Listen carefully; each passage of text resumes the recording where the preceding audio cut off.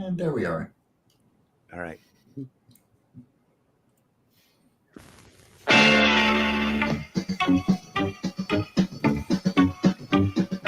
Oh!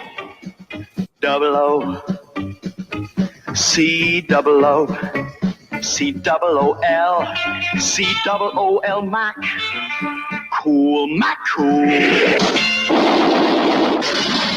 Danger is his business. Look at that. It says Bob Kane.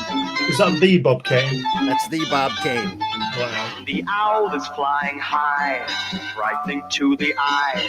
The rattler is nearby, cool is on the fly. Danger is his business. Madcap's back in town. Yow, for cool a crown. Boxes are a poppin', cool is kept a hoppin'. Danger is his business. What a great kids cartoon. That's Hurricane Harry, with all the wind he can carry. Cool, the coolest. Danger is my business.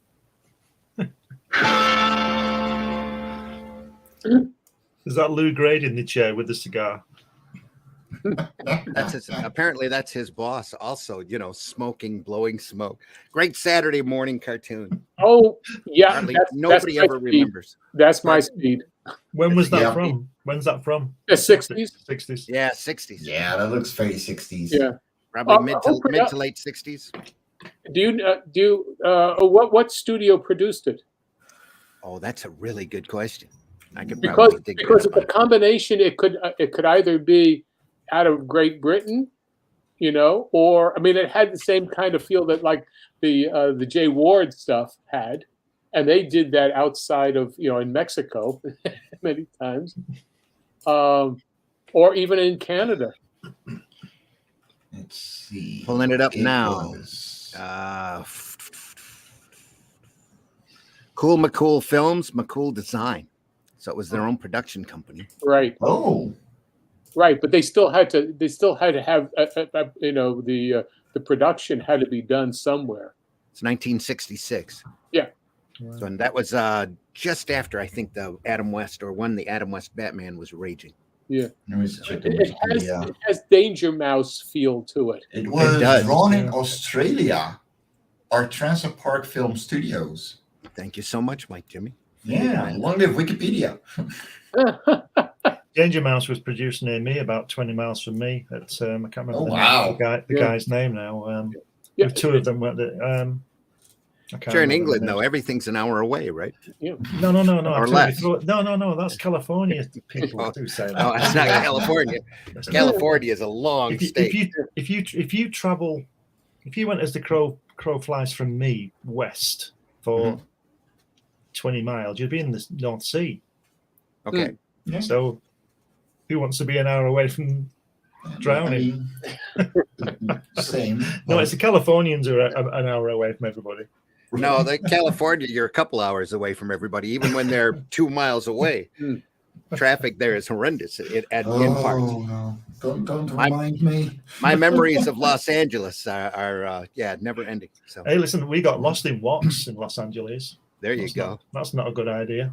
Well, the last time I was in New York City, we drove right through Harlem. Oh, and it wasn't at a good time either. Yeah, no. I was in Harlem a couple of weeks ago. Yeah. We were in a caravan. No, this was years ago. I mean, I did one of the New York cons. We tried to get in to see a taping of Saturday Night Live. This is how old it was. Oh, geez. And we went in to see the early taping or the early run through is what it was. And the line was incredible, just absolutely outrageous. And we're like, well, what, this is crazy. We never got a chance. They were going to start pulling names out for a lottery for seats. Wow. And we're like, why is there such a big crowd here? And this is some crazy band named Nirvana was playing that night. Nirvana. Oh, no. Great. We're like, okay, we're never going to get in. So we went and left. But it was a really interesting show. At that show, I was set up behind Lee Falk. Okay. And I'm to this day, it's one of my biggest regrets that I didn't at least turn around or hand him something and ask for his autograph, or at least offer to shake his hand. I was set up as Arrow Comics at the time. This was wow, probably mid to late 90s. Just to say, hey, thanks. Read your strip when I was a kid and loved Mandrake immensely, and Wow. thought a lot about it, and just one of those blown opportunities. At that same show, I told my buddy who I traveled over with, and he had a sketchbook. Everybody back then carried sketchbooks and asked people for sketches, and They still do. usually you got it for next to free, or $10 or $20, pretty cheap. But I says, you need to get this young kid an illustration from this young kid. He just started drawing for DC, and he's going to be hot because his style is incredible. And it was Joe Quesada. Oh wow! And he was drawing the Ray for DC at the time. I had seen the first couple of issues. Uh-oh. Frozen. He's frozen. Uh-oh. Oh, well. So, Mike, Jimmy, how's life with you? Mate, you don't want to okay. He's too busy. He's decided to go into other ventures, and he's regretting it now. I'm not even regretting it. I'm really, riding a wave where I'm not even sure how high it is yet. Yeah. But dear Lord, am I afraid of heights? No. You'll be Wait a minute, but you're tall. I know. Like 6'8" is about the maximum I can take. Okay. Yeah. 6'8". Oh. So like. Yeah, well, look. I mean, listen. Put it this way: just take it slow and steady. I mean, you're. It's not like you're going to be printing off, non-professionals. No, that's for sure. Like everyone that came to me for these new series, because just for the people who don't know yet, JD Calderon hit me up for Tall Tales and the Oswald Chronicles to publish in the Netherlands. And then literally last week, John here hit me up for Bloodwing Angels, Bloodwing Angel Chronicles. So I have a lot of new series to start publishing together with the Radiant site that I'm financing myself and is actually in print finally. And the Scene Killer 2, which is coming up as well. So I'm looking at 4 new books that I want to get into people's hands as soon as possible, and I'm here going, how am I going to pay for that? It's a lot at the same time. It's not even the amount of work. Are you selling through Europe? Yeah. So I'm just going to take care of the European base, especially the Netherlands, because I don't have a license, so it's kind of hard to get into international, but it's growing, and it's growing fast, and I'm humbled. I'm humbled and feeling a little imposter syndrome right now. Well, listen, we all do that. We all have that. Feel like that way, but it's not like you're, you don't have something that can't sell itself. No. And that's the thing, is present the material. It has been looked at and done, and so there's Master Zim. Where did you go? Welcome back. See, I have a direct phone line to my computer, a landline, and Xfinity still screws me over. Thanks, Xfinity. Yes, this has happened a couple of times while I've been podcasting. So, just insane. These people can't get their signal right to save their life. I don't know if it's a StreamYard, Xfinity, Chrome problem or what. So, but between the 3 of them, sometimes they're not communicating right. So, we might freeze up as we go along. Yeah. What were we talking about now? New books. Talk about Mike Jimmy's publishing ventures. Oh yeah, there we are. I'm gonna have some. I got some books. We got some books from the month 2. Deal thing, Paragon and Calico. Got those. Going to be selling them at a show. Going to start offering them for wholesale here pretty quick. So awesome, great. Hope so. We're going to get Arrow Comics rolling back up and rolling. When are the next books coming out? Because they're obviously behind with all that drama. Well, those once those campaigns were fulfilled, everybody just kind of took their books off on their own, but I'm going to keep doing Arrow comics. Luke is still doing hybrids, and he's got a couple of projects coming out that'll carry the Arrow brand. I talked to Russ yesterday, and we're going to keep doing Only Death Can Save Us. I'm probably not on a regular, schedule, probably just as we go along. We'll just print them. Right. Yeah. And then offer them to retailers. What I'd really like to do is get, if only we could find somebody that would do what the other guy promised he was going to do. Mm-hmm. Yeah. Yeah. And actually deliver. We got a couple of people out there that are working on it. Justin Sweet's got Agent Zero distribution that he's working on getting independents out to different venues.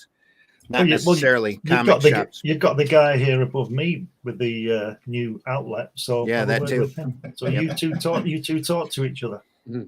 Well, I did. They did Sin Killer as an Arrow comic. I hope they. I hope Marv prints number 2 with the Arrow logo on it so that we can sell it. I've got a few copies of that. I'll be selling at the show. I told him to send me the cover with the Arrow comic logo on it, and he didn't. So I'm gonna poke him on that because he's. Let me. I'll poke him. I'll poke him. It's okay. He might not want to put the Arrow and have some problem. No, he totally wants it. That's not the problem. But I think it just got messed up in all the stress that he's going through. So he needs to send me. I'll get the print file for number 1 too, so that we can have mass copies printed over here. Hit me up. I got it ready. I got it in 6x9. Like I said, I'll talk to him. So it's all good. No worries. Hey, everybody, thanks for joining us. Sorry for the glitches. You might have more as we go along, but this is the Sunday Funnies for the 24th of July already, 2022. Time is just passing by really quick. Oh, yeah. I'm your host, Randy Zimmerman. I'm a longtime alternative comics publisher, printer, creator. I love to write, love to draw, love this business, love this art form known as comics. And that's why we do the Sunday Funnies program, is to talk about the art form that we love so much and our passions about doing it. I'm also joined today by Mr. Mike Jimmy. Mike, introduce yourself. What up, lovelies? My name is Mike Jimmy de Bruin of Very Sinins. I'm the creator of Loughran Cora and publisher of a lot more books than I expected in 5 years. And then there's this guy. What was that to me? Mike, that was too quick. I was too quick. Oh my God. I was trying to get another bite of breakfast in. Yeah. Well, that's why I pointed to Glenn to just keep going. Yeah. We're also joined by frequent guest, Glenn By me. Fleming. Introduce yourself, Glenn. Hi, everybody. I'm Glenn Fleming. I'm a writer, artist, and publisher. I've written over 10 books, which you can find all on Amazon. And the current one I've just more relevant to this show is Jack Kirby, A Personal Journey, Words and Pictures, which is my story about how I got to meet Jack Kirby at his house. And with that, you also get a DVD of me talking to him in his studio, and you can get those on Indiegogo in demand. I also draw Hatch, a cartoon character of mine, and book 2 is coming out shortly. And I also publish Comics Unlimited, which is a quarterly magazine now, 100 pages, all about comics and interviews with creators and, just the general historical look at comics and all the stuff we love, worldwide. Yep, got our book. Also joining us today, first time since we've been back, maybe second for Sunday Funnies. First time since you come back. It's the first time on the Ragin 2 network. Yeah. Yep. Mr. John Celestri. John, introduce yourself.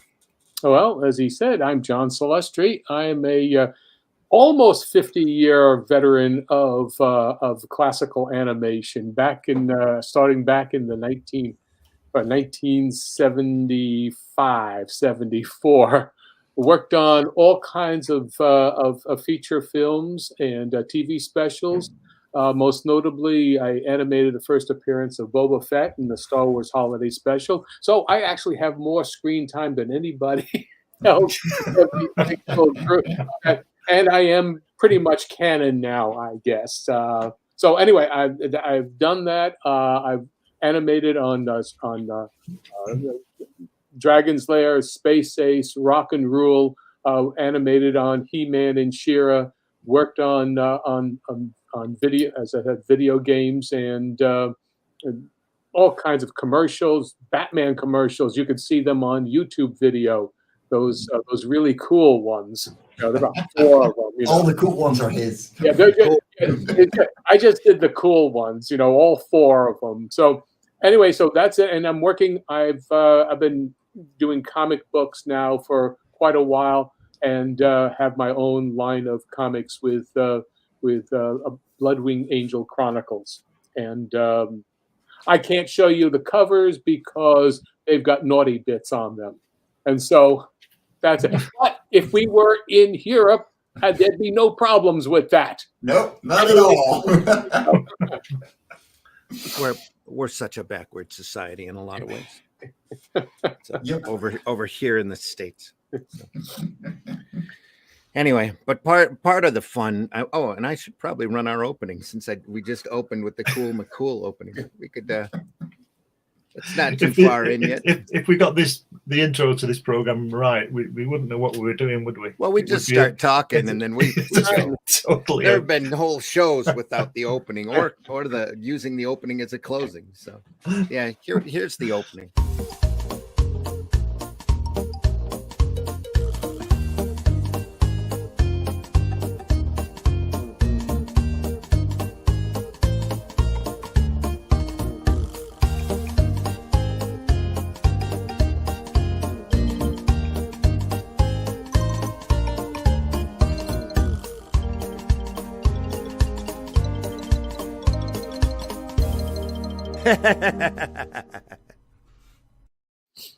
And like it shows, we like all kinds of comics. All kinds of comics. Sure. Old, well, maybe not the newer comics, but the old-fashioned superhero stuff is great. The underground material is phenomenal. Yeah. Just and the funny stuff especially. Yep. So, yes. Let's do more funny stuff. Yeah. Yep. Talking about funny stuff, you have to draw funny. And there's a difference between doing, verbal material as in visual, which is why European comics works all throughout the continent, because you don't really have to rely upon, the quips and such. Yes. And we get so few of that reprinted over here in the States, especially anymore. I mean, it's pretty rough. IDW there for a while was doing some great stuff, and I haven't seen anything from that in a while. Valerian, I think it's the last big reprint they were doing. They were doing Corto Maltese last time I knew as well. If you saw any of Serpieri's work, you wouldn't think that was funny, would you, Mike?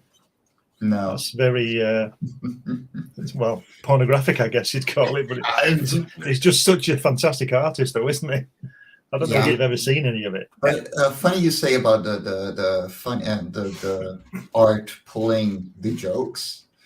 I just happened to come by a little snippet of the first Asterix, where in one panel you see Laurel and Hardy next to each other as Romans. They get busted for copyright now, wouldn't they? They totally would. But there are so many nods to French comedians and French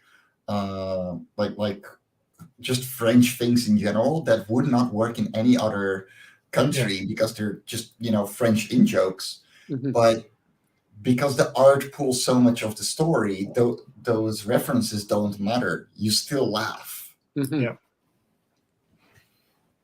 So but again, there's a certain amount of pantomime that goes into the ability to pose and tell your story without quipping. Yes. Which is a different, but that's a whole different thing. I mean, you can't do that totally with everything. You need dialogue. You need that. But there's a writing aspect to things that is almost like a lost art here in North America. What do you think, Randy? I think we lost him again. Frozen. Oh no, he'll be back. It's a nice picture of him. That is true. Yeah, he looks a little bit grumpy, but it is a nice picture. It's really nice. I like that. So anyway, let's we just carry on here and do whatever it is. This is called funny stuff, right? It's supposed to be funny. There you went. John, I wanted to ask you a question. What's that guy called? Is it Richard Williams? Richard Winters. Williams, yeah. Winters is that soldier guy, isn't he? You worked with him, didn't you? Yes. And did he? I've asked you this before, but I can't remember what you said. Did he ever finish that film he was doing? That's a sad story, and it's not very funny. But the thing is that he worked on it he started working on it, in the late '60s, and he poured all the money that he profits and whatnot that he could from the studio. I mean, it was Soho, I think. I mean, that's where his studio was, and he won several, Emmys and Academy Awards and whatnot. He was like the number one person in terms of, regenerating the art of animation. I mean, he would pull in all of the grandmasters from Disney's and Warner Brothers, and he one time famously shut down his studio for a month. Everybody's on salary to learn from Art Babbitt and from all of the other greats. He had people on, Ken. That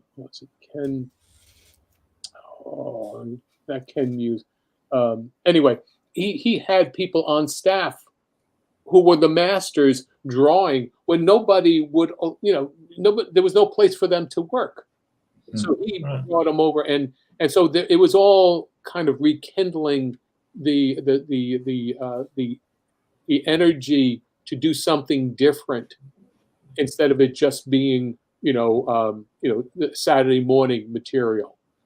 Yeah. So, Richard Williams. But to answer your question, he did finish it, but it was taken away from him, and it was finished the Hollywood way because money came in, and you know what happens with money when you can't produce and really call the shots, and they just kind of really messed it up. Which movie are we talking about right now? Pardon? Which movie are we talking about? We're talking about the Thief and the Cobbler. Okay, no, then I'm completely okay. Now I know exactly where we're going. Yeah, I watched a documentary about him. I think it was in the late '80s. It might have been. He was getting whenever he did a lot of advertising work, didn't he? Oh, that was his big to do. You look all of this. He really basically had everything from Casino Royale for the Pink Panther series. Pink Panther was the first one was done by Patty Freeling, who I worked for in '77. But there was, but Richard Williams wound up afterwards doing all the other stuff. You could see the Charge of the Light Brigade. You could see there's an enormous amount of British animation. Everybody that out after the late '70s, they all kind of went off from him, and it just populated the Canadian, rather the British and advertising industry. Because I remember on this documentary said that whenever he got a check from one of those jobs, he would pay somebody like Vincent Price to do 10 minutes dialogue and all this kind of thing, and he was keeping his studio, and he took the cameras down into his studio, which was like a bunker. It was all fireproof, and he had all these boxes with these drawings, and they were absolutely amazing. And I just wondered, so it is available to see them, even though it's not his version. Right. Well, yeah, you could. So it's somewhere. I don't know, but I think it's on YouTube even. Is it? Right. Let me check it out, because it gets pretty bad when Mike Jimmy's signal is so much better than mine. Which is weird because I'm pretty sure my router is overheating right now. Really? It's getting. We can really see it warm smoking in the background. No, it's in the living room, but if I hear the fire alarm go off. Oh, geez. All right. Well, but anyway, Well, yeah. there it is. Yeah. There are so many people who went through his young people who went through his mill, Yeah. and that's I mean, he wound up directing the animation on Roger Rabbit. Yeah. So I found it. I put it in the private chat. Okay. If you want, I can throw it in the main chat as well to share it out. Go ahead. Anything we can show? It is one of the prettiest movies. Well, we just lost Glenn. Oh yeah. Oh. It is enormously pretty. I mean, it's so overwhelmingly pre-computer, so showing what kind. I mean, spiral staircases and just drawing. The pencil mileage in it is enormous. By the way, hop on in, see, you're fine. No, I already told him. He's all right. Yeah, there welcome in whenever he wants. Okay. Just having a crap time with the stream today. You're muted, see. Yeah, if you messaged me on Facebook, I didn't see it. So I'm gonna try and find the famous. I think you scrolled past it. Yeah, the famous. It's like it's running scene. There's so many famous stuff. Oh, whoop. Okay. There we go. It is so beautiful. I mean, all of that is pencil work. Yeah. It is all hand drawn. Yeah. Now, a lot of this, like the plot or what have you, was stolen, wasn't it? Finished, Jum. Yeah. Thought to be stolen, like for instance, like the Blue Genie. And now she has no need. Okay, I think that's about as much as we can show with looks like there's a lot of a lot of Aladdin. There's a whole thing behind that, huh? Like there's a what you call a scandal about them stealing a lot of that for Aladdin.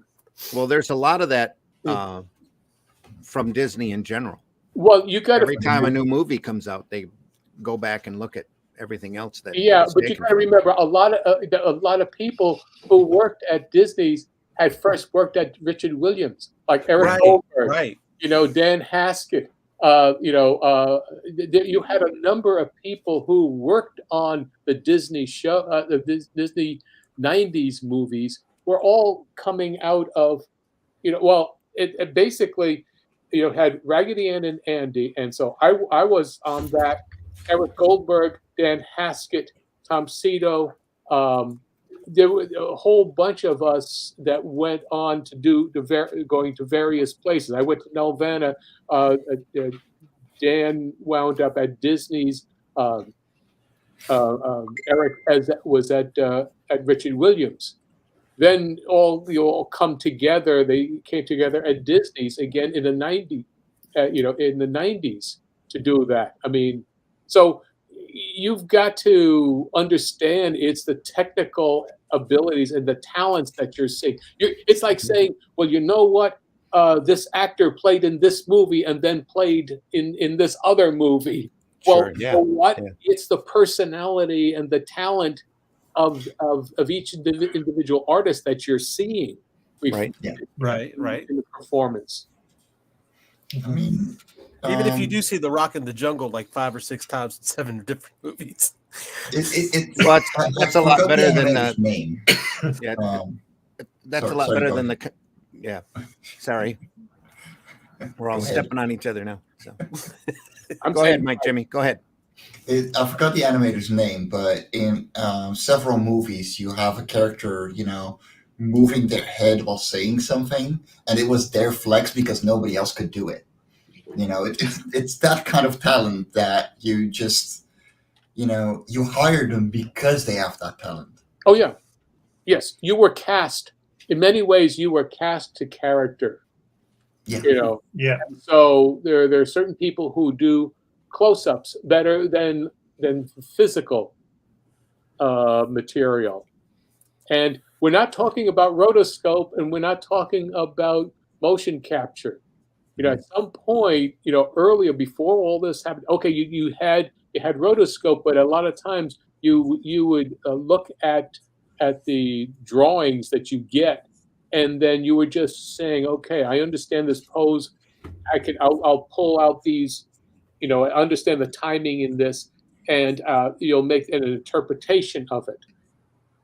And but within the time frame, because the dialogue, if you're doing dialogue acting, well, you're tied into what the actor with the voice is doing. It's not like you're throwing after. It's not Popeye, the Fleischer Popeye, where the voices are saying, watching what's going on and then muttering under their voices, under their breaths. It's a very different thing. That is something that really interests me as well, and that's why I'm still waiting on my voice actors for the Loughran Quarter pilot. Yeah. What you're often seeing is that words, right? Those exist. I was going somewhere with this, I swear. Well, you've got your voice talent, but then you also have your inflection. There's so many different ways that you don't actually with lip sync, and this is what you're going to find out, Jimmy, when you have to break down the track, which I've done many times, frame by frame, so you can understand what sound is happening, not what the written voice is. You break down sound where the emphasis is for you might have a pop on one frame, or you might be sliding up to a volume. And you need to be able to hear that and do it. Now, mechanically, I know what they do now, but when I was running a back track and reading it, I would go and listen to it, and then I'd write on my exposure sheet, okay, we start here, but we're sliding up to the volume is here, and then we're sliding down here, and we're cutting. And then, you need to be able to write down that material so that the animator can draw what it looks like, not and so you can give a versus.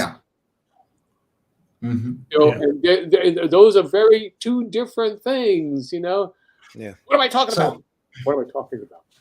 Yeah, right there. All right, I was going to come back to rotoscoping because it's the same thing that I'm seeing with people directly using reference, and going over them and using those for the comic panels or whatever they need it for, compared to the artist understanding the pose, keeping it as a background, say a 3D model or whatever, and twisting it enough where it makes sense for the rest of the image. Yeah.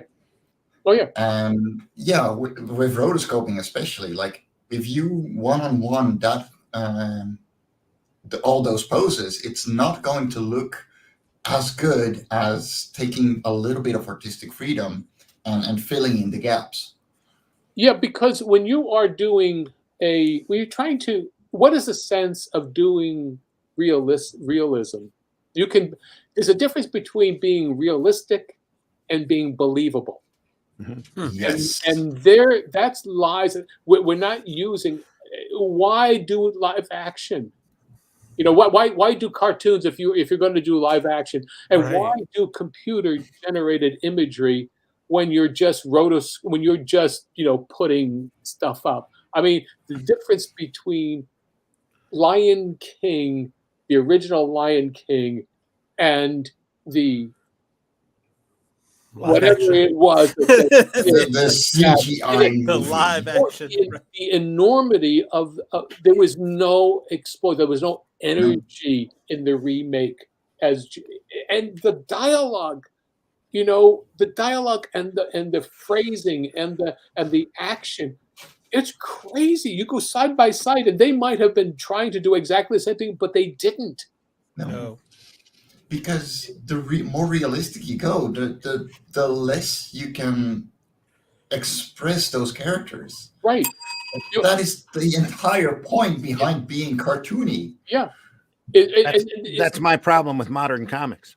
Yeah. There's not enough exaggeration. There's not, that exaggeration really conveys that feeling. It's like what John said with animation. You're in a drawing art form. Why do you want to be realistic? Why? Right. Yeah. Right. Yeah. And the element is to be able to have fun looking at the imagery. Oh yeah. Yes. Yep. You know, Right. that's what you want to do. You want to be able to say, I really like that. Boy, look at the composition in that panel. I mean, that, all of those 1940s, what's this here? Eisner and Spirits. Quality. Look at the quality. Quality line. Yeah. Quality line of comics there. You had, Jack Cole. You had everybody, Nordling.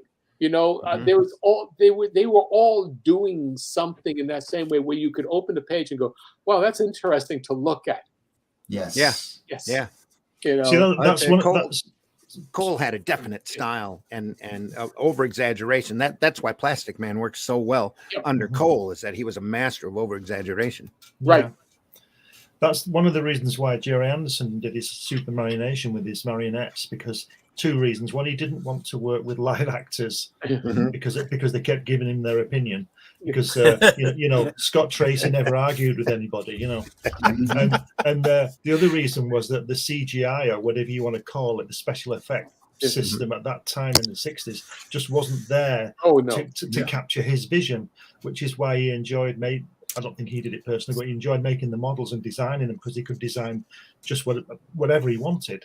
Super practical effects. Yeah. Right. But I always thought it was amusing that he didn't want to work with people, because they talk back to him and have a disagreement. And but then again, later on he did with UFO and Space 1999, but maybe he'd got over it by then, Well, you get actors that get them on the same page, and it's smooth. It runs so much. Yeah, I think that's something to do with the director as well, though, isn't it? Because I just watched a thing earlier this morning about the making of 2001, and Keir Dullea, the guy who played David Bowman in 2001, said that he's read all these things about Kubrick being really, really difficult, and he said in his opinion he wasn't, because he knows what he wants. He asks you to do it. It's your job to do it. So do it, and he's happy. So, but he said Kubrick would also be open to any suggestions. He might not do it. He might disagree totally, but he was open to what do you think the actor saying what he thinks the character would do, or behave or whatever they do. So, yeah. So I suspect that maybe one of the problems Jerry Anderson was having with live actors was Jerry Anderson. Oil and vinegar too. He might have just had actors that were abrasive, and that, like with Space 1999, Martin Landau was already, had already done so much stuff. Yeah, that it was amazing that he landed him for a science fiction show at that time. Yeah. But pretty good though, wasn't it? Yeah. It's kind of like a tool. There, you pick a certain brush because it could do a certain thing. You take a certain pencil because it could do a certain thing. Yep. And a good actor knows that they're not necessarily their limit, but what they can bring. And the director is supposed to know what tool to use at what time. Yeah. And sometimes you just need to be that tool instead of the artist trying to use that tool. Yes. And there's a thing with I don't know if you're familiar with Willard Mullen, the sports cartoonist. No. Randy? I probably would be if I saw his work. Yeah. If you saw it, he created. Name doesn't ring a bell. He was the one who created the Brooklyn Dodger bum. I mean, he was from the 1930s, 40s, 50s, and the late mid 60s. He was the epitome. Look him up, but he would use a brush, and he would have broken brushes and whatnot, and he'd say, okay, I'm drawing with this brush, and sometimes you'd have stray hairs, and he'd use it. Yeah. Go back and clean it. He'd have double hairs on a line because he said, "Look, this is good." And the amount of energy you would have in his drawings are all there because he understood how to present. There you go. You look at that stuff. I mean, okay. Oh yeah. Wow. Okay. Yeah. That style is very distinguishable. Yeah. look at this. I mean, he used everything. Yeah. I mean, he was. I learned so much about brush work, pen work, and using Conti crayon to shade. Quill pen. What frees. There's so much that the computer is trying to mimic. That what you used to be able to use, you had a smooth side on Strathmore bristle board. You'd have the smooth side and then the rough side, and then you'd say, okay, which side do I want to use? Right. So funny, like the way that he probably did the shading. This is literally probably just a tissue paper that he dabbed. Very lightly. No, there was all sorts of different methods. Doing that kind of work. That's paper. It's bad reproduction. I think on top of it. Yeah. That's all we did. That's all he did. That's what I would do for that. I mean, I was doing sports cartoons for Fordham University back in look at that! Look at that! 60s, that is some beautiful motion. Click on that. Get it. Whoops. No, I wanted to say, there we are. I wanted to get a full picture. Oh, no, that's not him. Oh, that's somebody else. That signature is different. Yeah. No, it's not. It's not him. The signature is different. I mean, no. Look at how many people would imitate him. Yeah, just look at the dynamics there. Just incredible. I mean, that's the stuff that comics are made of right there. Cartoons. So that there's there's one down here that's the GIF here that the sports cartoons are there. Just down a little. Go down the next road. That's right, and just go a row down to the top. There you go. Yeah, go that one. That one? Yeah. That's Willie. Let me see if I can. It's last auction. It wasn't art auction, but let me zoom in for as much as I can. Yeah. I can see a lot of Eisner in that.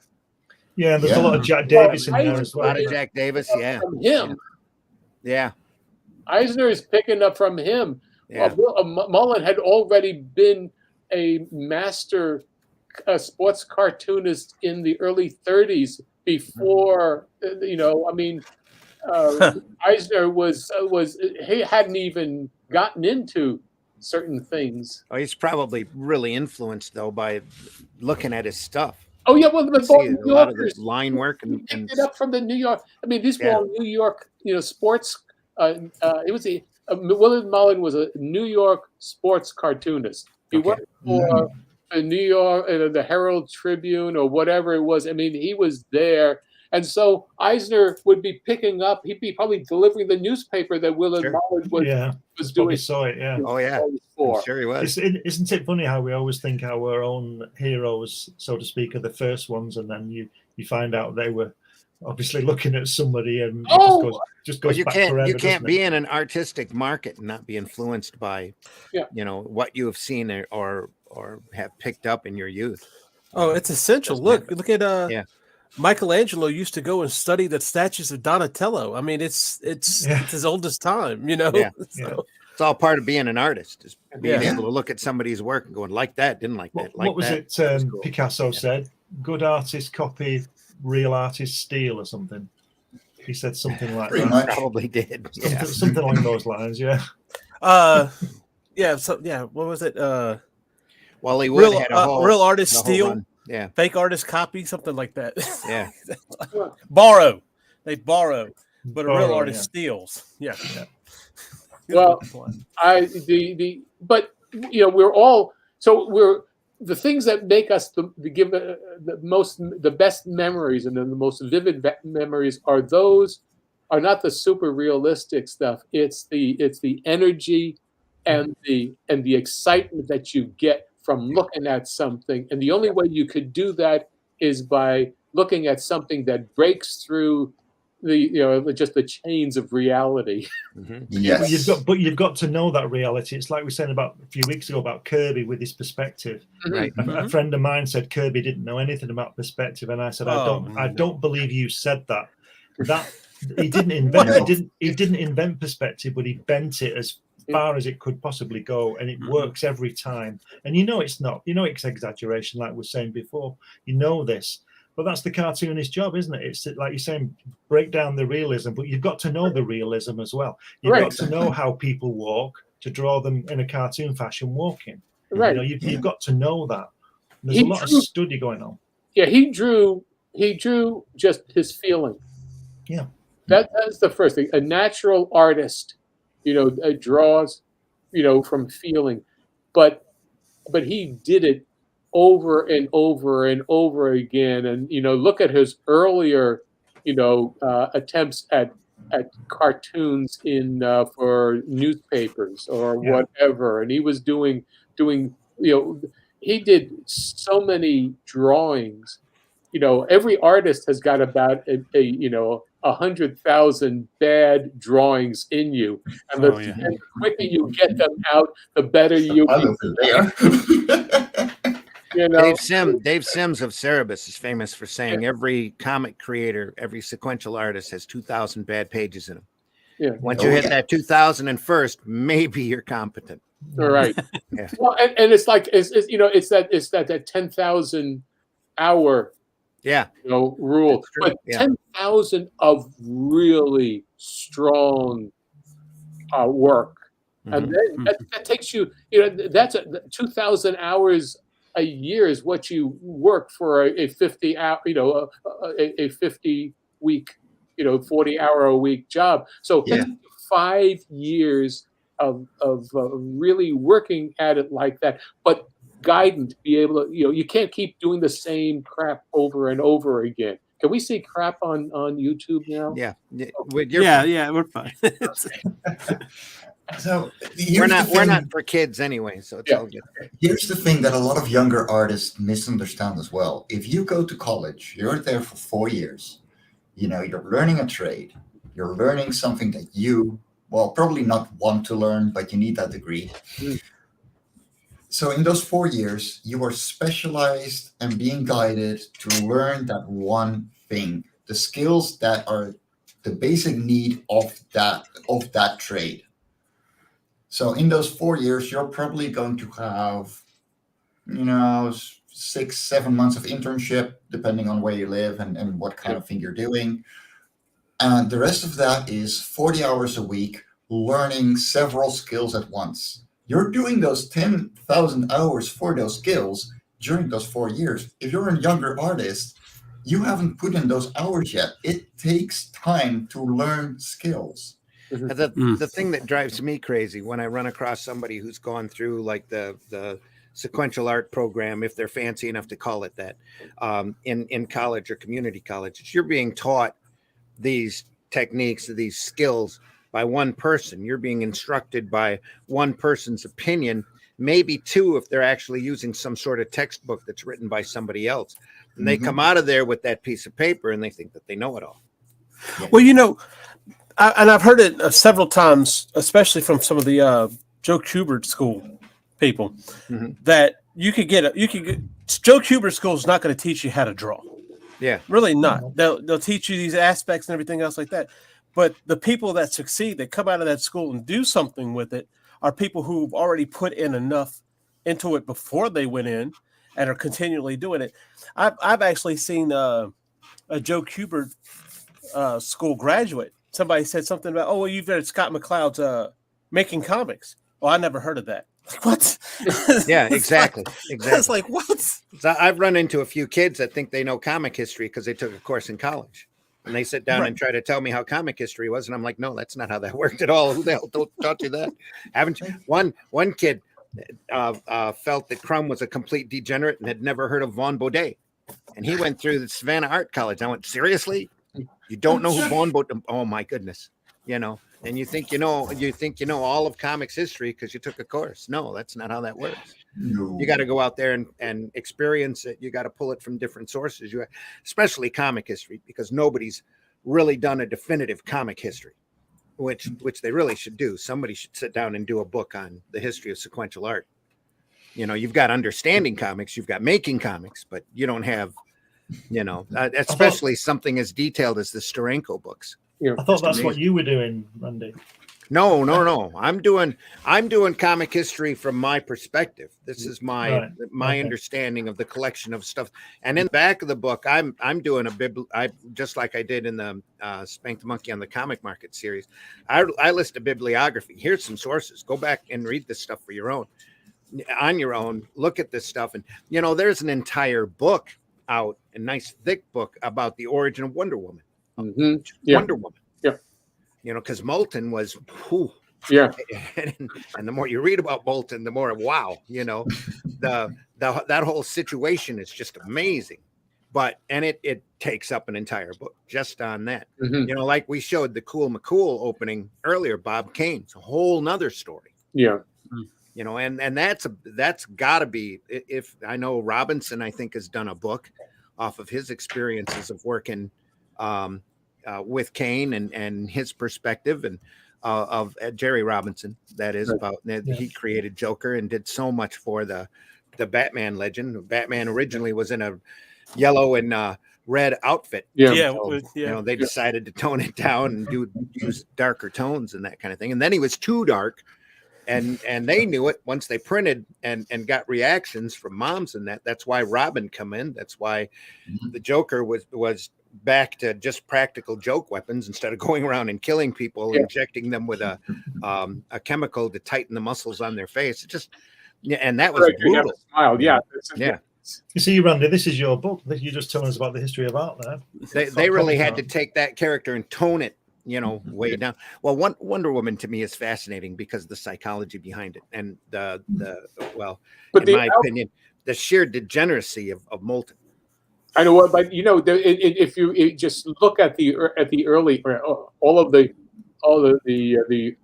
Moulton scripts and whatnot, the amount of bondage that goes in there, but it's also metaphorical and just say straight out men, binding women up and just break that. But you believe allowing a man to bind you, it just takes away your powers. Well, he got tossed out of a couple of colleges because he was trying to teach that stuff to college students. So he decided to go younger.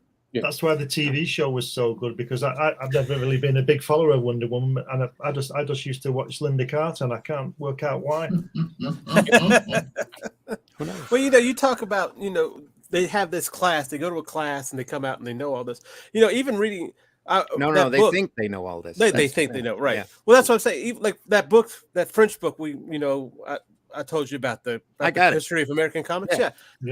You know how much of that I could retain some of it, but I can't retain all of it. No. And then there is some stuff in there, especially later on when he gets to the book, where he has an opinion that you got to differentiate that too. Mm-hmm.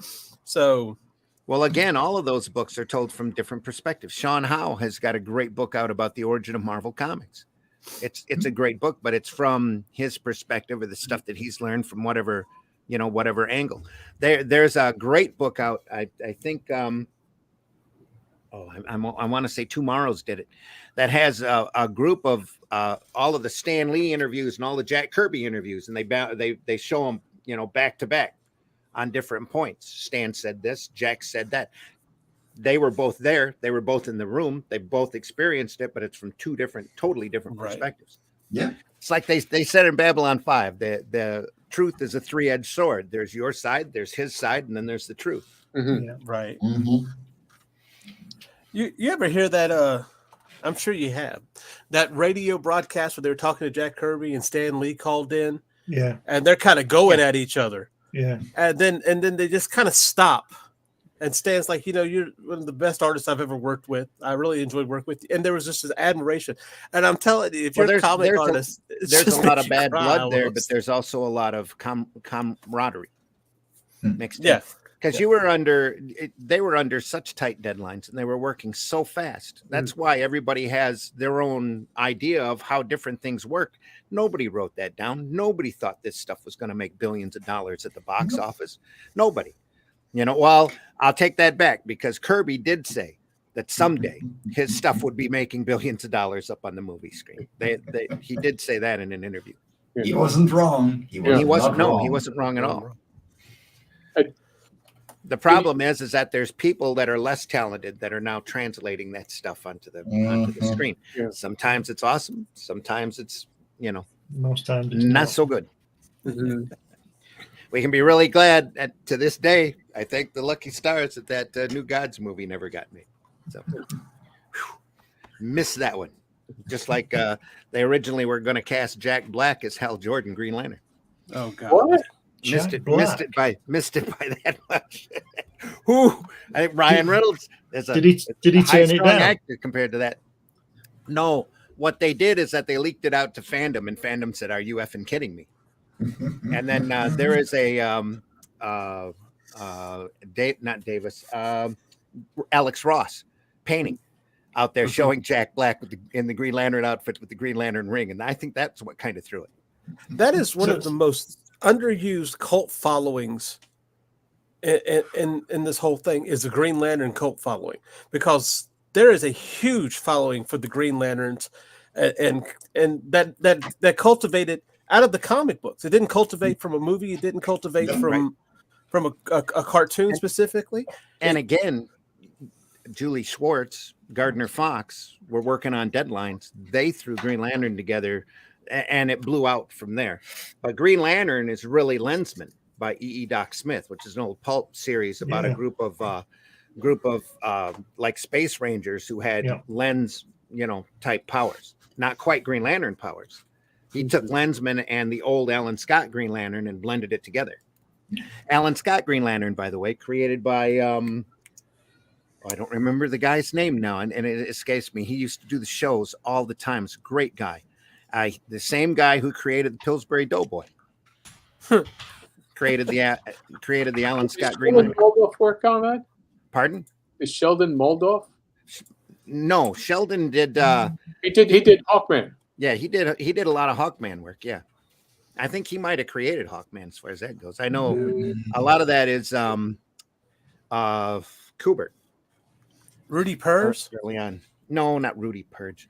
I wanted to say Nordling, but that's not what it is. Nodell. Martin Nodell. Yes, that's right. Yes. Yeah. Yeah, Martin Nodell. Yeah, that's what I'm finding too. Because he used to do the shows. He's a great guy. And he would talk about how the early days of comics, and he got out of there and got into advertising. So a buddy of mine had a Pillsbury Doughboy toy that he had signed as one of his prized possessions. But everybody was working as fast as possible. I mean, Glenn, Kirby, he was just drawing. I mean, that's the whole thing. You try and see what the model sheet is on the first 10 issues of Captain America, and there's no two similar faces for Captain America. Well, by the time once Captain America come out, it was really and took right off. Yeah. Simon and Kirby inked a deal with DC where they were getting paid a ton more than what Timely was paying them. Yeah. So they started doing Newsboy Legion and Boy Commandos and all of that stuff over there. Yeah. And it got to a point Simon and Kirby had a couple of apprentices in the office. Kirby would do the initial splash page for the Captain America story. Simon would write the whole thing out. They'd lay it out, and Kirby would go off and do other DC pages. And the apprentices would fill in the guts of the story. Oh, that's very classical. I mean, Raphael did that. Mm-hmm. Everybody. Well, back then it was more important to hit the deadline than to have that same style run all the way through the book. And C.C. Beck, he'd go in and just do the faces.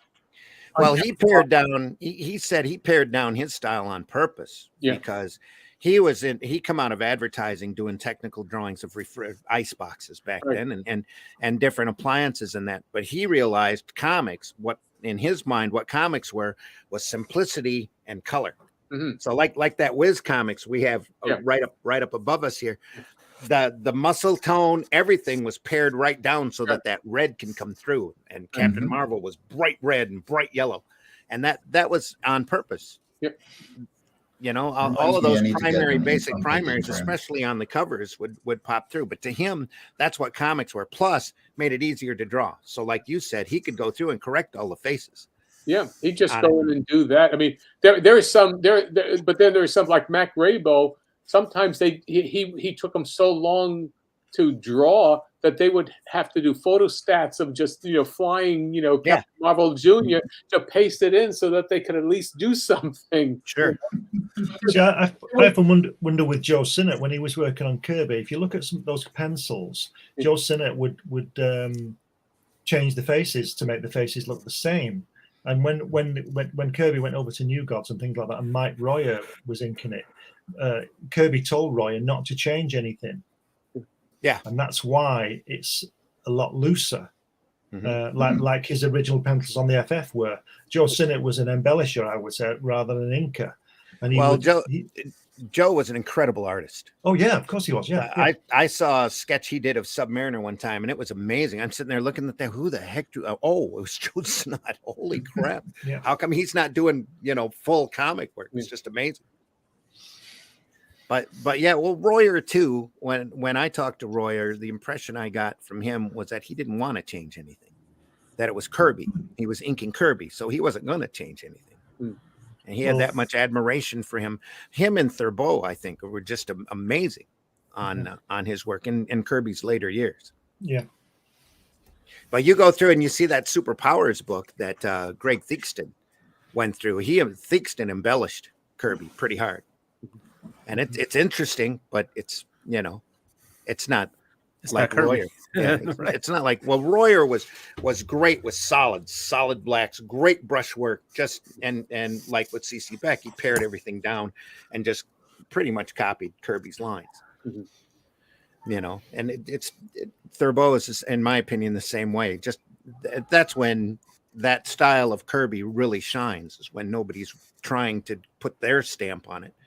They just go through and take what he did and darkens it up. Well, drawing for funnies, for Sundays, and for week. I mean, newspaper comics and comic books are completely different animals. One of the things I point out in my books is that there was a definite pecking order.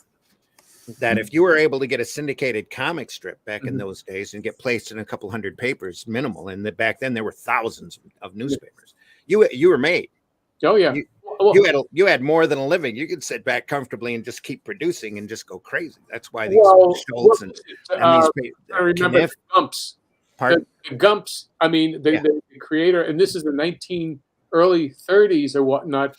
He signed a contract for $100,000 a year to do the Gumps, and in the Depression time, I mean that's an enormous amount of money. But he was the equivalent of a multimillionaire today. Yeah. Oh yeah, and that was pre merchandising. Yeah. I mean, who's going to buy anything during the Depression other than trying to scrape up money to get a paper and go to the news, go to the show and. So, but the thing about it is that people, we're in such a visual age that we're in, the fact that we don't have the cheapest form of entertainment visually that you can still have, and why it's not there anymore, and why it's not valued. It just. Especially here in the States. I mean, outside of the U.S., comic artists are treated a heck of a lot better than what we are here.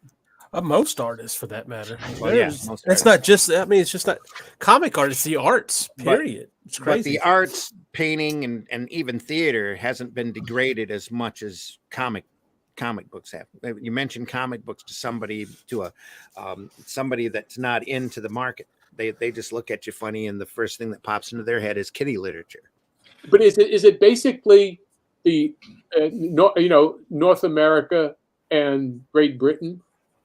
I mean, where is the difference? I mean, the similarities are in comparison to Europe.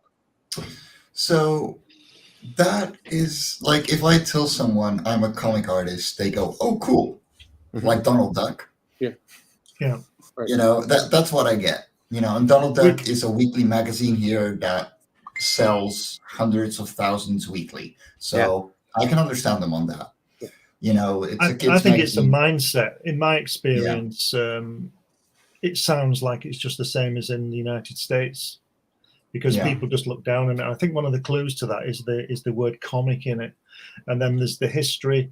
People think Mickey Mouse and things like that.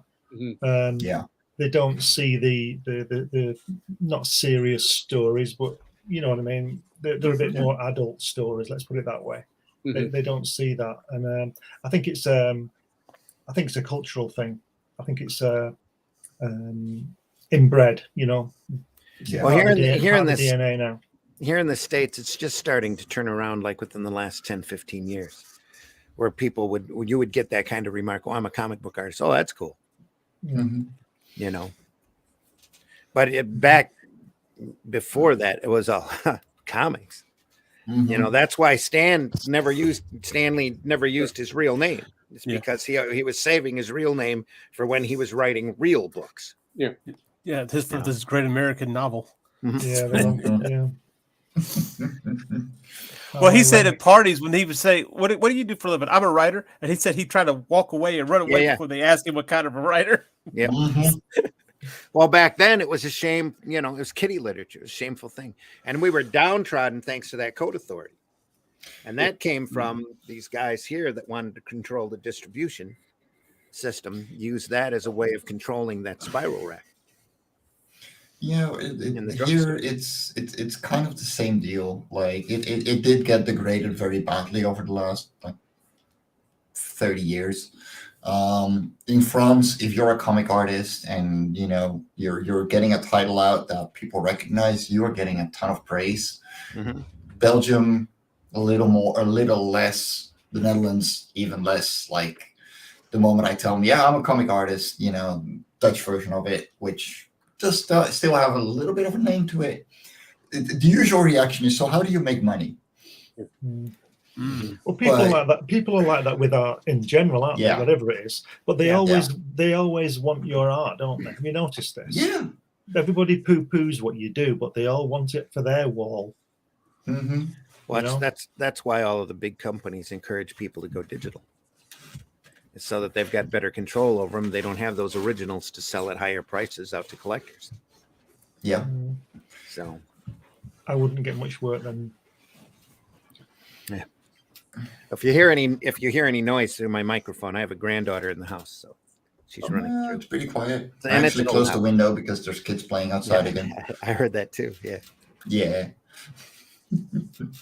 Come on in, everybody. We see you out there. We know you're there. Tell your friends. We don't bite. Tell me. We don't bite. Alan Grant passed away. He did.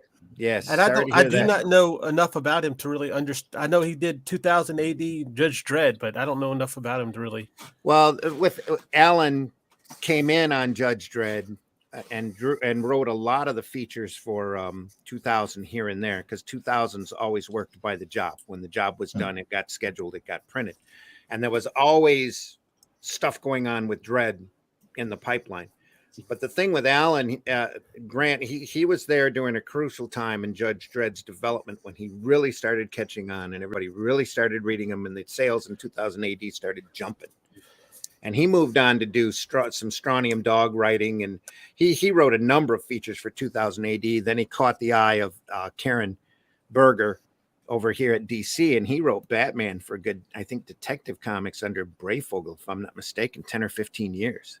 Nice. For quite a stretch of Batman that he did. But that's really what he's known here in the States. But the Judge Dredd would not be as popular as he is. 2000 AD would not be as big as it became if it wasn't for Grant and Mills and some of the writers that were on top of the game. He cut his teeth on the romance, on Pat Mills's romance, girls comics. Before. He's also featured in the next issue of Comics Unlimited, Alan Grant, which might be out next week. There you go. Nice. Oh, gee, I guess I need to get a story to you in a hurry, huh? Or is it too late? Well, it's never too late, is it? Never too late. Never too Send late. me an interview template, damn it. Oh boy. Every single time. I'm just busy. Just give me a chance. I know, man. I know.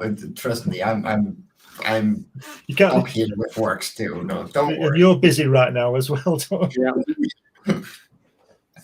I am loving John right now because he's the only one who actually was like, okay, I'll put together the PDF myself.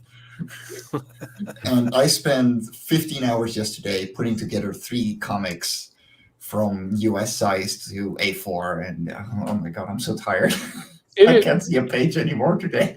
It is exhausting to have to resize something when it can be lost in translation. I mean, A4s here on this side of the Atlantic are different from the A4 you gave that. I mean, I just did an automatic. As I said, Jimmy, I had to go in and just manually just do a custom size. Yeah. Even on Clip Studio Paint, they're working with the production of North America versus Europe. Which is weird because here it is actually the European size. Right. So they're region locked. Yeah. So, yeah. Well, Russ, comic book black belt says, I always get very responsive and impressed responses when I tell people what I do. But they are rarely comic buyers. See, there's the rub, isn't it? Yeah. People usually tell me, WTF am I doing at the factory? Yeah, seriously, what are you doing at the factory still? Paying bills. You should get more work. Yeah, right. Paying bills. That's what it is. Paying bills. Yeah. You'd be surprised. Like you say, for instance, you go with Instagram, you post something on Instagram and it's a completed piece of work. And you get 5 likes. But if you go on there and you post something that's not completed and it's sketchy and it's put in there, you get 115 likes. And it's like, So what do you do? Well, you put your sketchy stuff over on Instagram. That's what you do. That's what you, right? Yeah. That's sketchy. Anyway. So I'm going to be the devil's advocate for Marv here right now. He's looking for variant covers and stuff to do right now because he's in a bad spot and he needs some work. And he's a good artist. He does deliver. So by all means, go hire him. Yeah, I was sharing your post earlier today, and I saw his Superman on there. Yeah. Wow. I know, right? It really goes to show you what he's decided to do with Sin Killer using that negative space. That definitely is something that he chose to do. It shows what a fantastic artist Marv actually really is. There you go. Yeah. Well, now nobody can argue with that. So. No, there you go. No, I dare you to say something. You're great, Marv. Thank you. Yes. Oh, well, I'll say one thing that the older shows. I mean, they whether they be animation or even comic books or whatnot, sometimes they do show their age. Yes. There's a difference in pacing. There's a difference in expectations. Yes. And so yes, I mean, sometimes it is tired, and you could see, what it is, and that's when you're not allowed to explore and develop, then you're just doing the same old stuff. You're going to the same old rut and what have you, and so. There is this sort of a planned obsolescence if that's all you're doing. If you're only expecting to hit a 5-year audience gap, then that's all that's going to happen. You're just going to, you're depending upon, you're depending upon older people buying stuff for the younger people because those younger people don't have the ability to go and explore the way other generations did. Yes. I mean, I'm 7 years old and I'm going to the corner candy store. Where are you allowed to do that now? Right. Yeah. So I'm going into the candy store to get some candy, or I'm going to get some ice cream. I'm going to, I got 10 cents and I'm going to decide whether I'm going to buy a comic book or 2 candy bars or whatever it was back then. But you can't even do that now. No. So, there's not a really reasonable way of reaching an audience that was traditionally reachable. Yeah, right. I think there's no the kind of adventures being lost, isn't it? With all with the kids and stuff. Because I can remember, the Fantastic Four. I think it's 55 where the surfers blasting Ben Grimm. Mm-hmm. I was on my way to school and I didn't have any money with me, spare. I think I was getting a newspaper for my dad, and that's all the money I had. And I just looked through the spinner rack and I saw that magazine. Right. And I thought, I've got to have that. So I put it, naively, I was about 12. Naively, I put it to the back of the block. That was on Monday morning. And on Saturday morning, when I got my spends, as we call it, and my allowance, I ran to the shop, panicking that it would be gone. And it wasn't. I got it. But that to me, that's an adventure. Yeah. That's But kids can't even. If I want the latest Fantastic Four now, which believe me, I don't know whether it's published now, but I would just go. I would have to go into Manchester and go to Forbidden Planet because it wouldn't be in the Newsagent. It wouldn't be anywhere else. It would just be in Forbidden Planet. Wow, that's the one. Yeah, that's the one. $700. Oh, wow, That's pretty cheap, actually. oh my yeah, God. but nonetheless, I don't have that money. Yeah, I'll right. be- It might be. I'll be having It's to not cheap for remind me. Mum when I meet her again. That's about what I need to print my next comic. Yeah. Yeah. That is obviously a raw copy, what they Yeah. call raw. Yeah. Yeah. But yeah, that's the thing. If I take my kids to the comic book shop, they're indifferent. It's not the same. But like you used to go to the grocery store and your parents would go wander off to they wander off. They'd go shopping and you'd wander off. Even the comic shops aren't the same. Yeah. Because back when I was a kid in high school, as soon as I got my car, I figured out where all of not just the spiral racks, but where the nearest comic shops to me. Nearest one to me was in Saginaw, which was about 20 minutes away. But the shop was in a musty basement with old magazine racks set up on the wall. You walk in, you get that smell of basement must or attic must. The other nearest one was Curious Bookshop, which was in East Lansing, right across the street from Michigan State University. And Curious Bookshop was just an old paper store. I shouldn't say just. It was a beautiful, it's still there, beautiful old paper store where comics were up on the third floor. Second floor was books, old books. And the bottom floor was old paper. And it was just a joy to go through. You could spend an entire day running through that store. He would have like first edition of the Oz books set in a glass showcase just for you to walk by and drool over. Old big little books sitting around. And now you walk into the basement of the shop, he's got old paperbacks, especially the exploitive 50s and 60s old paperbacks, the early Mac Bolan novels, that kind of thing, pulp reprint books, that type of paper, just phenomenal.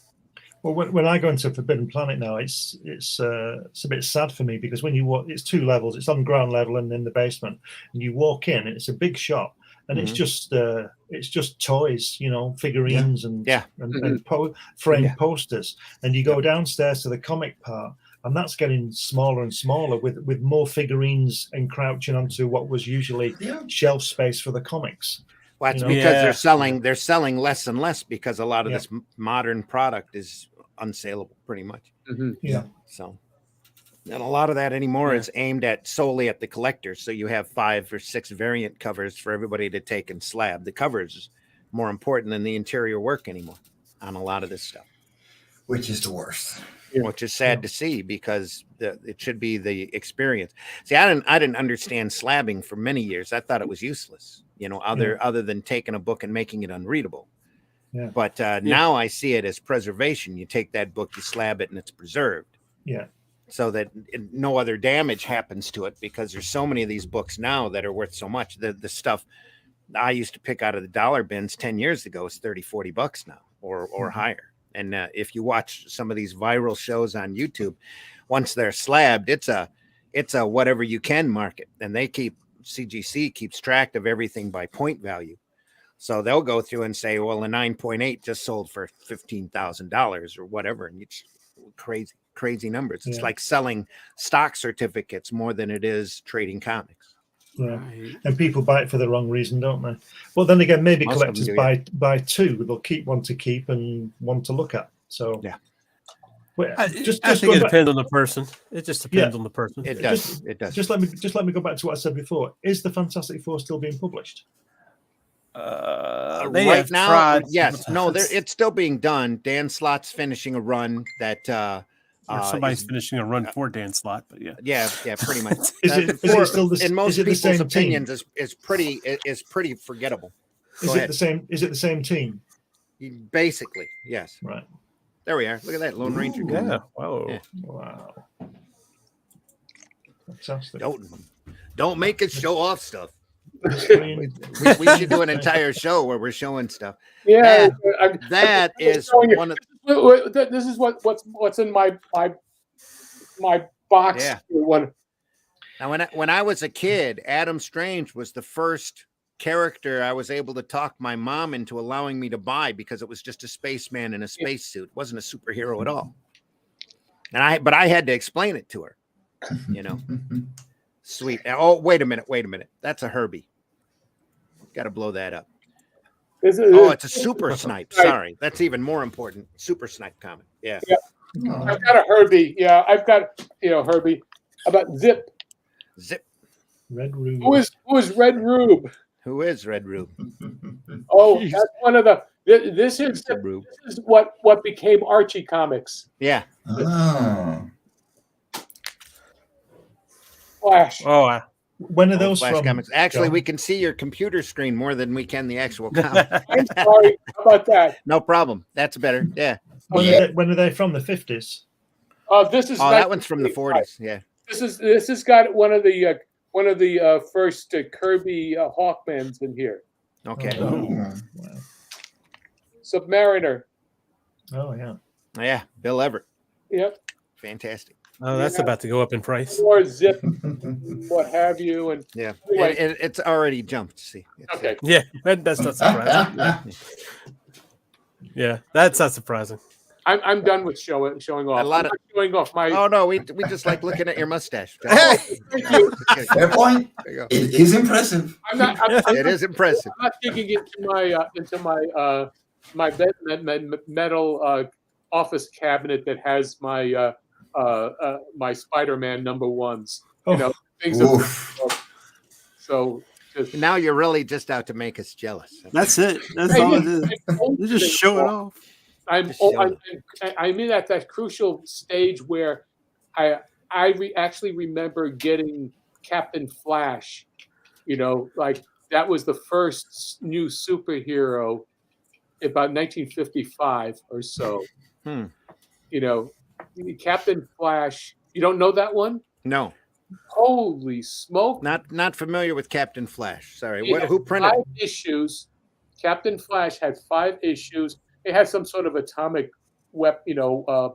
abilities, and it was the first few. Yeah, type it in. Captain Flash, 5 issues. That was it. Do you remember who printed that? Well, He's probably public domain by now. Drew it. What? I think it was Mike.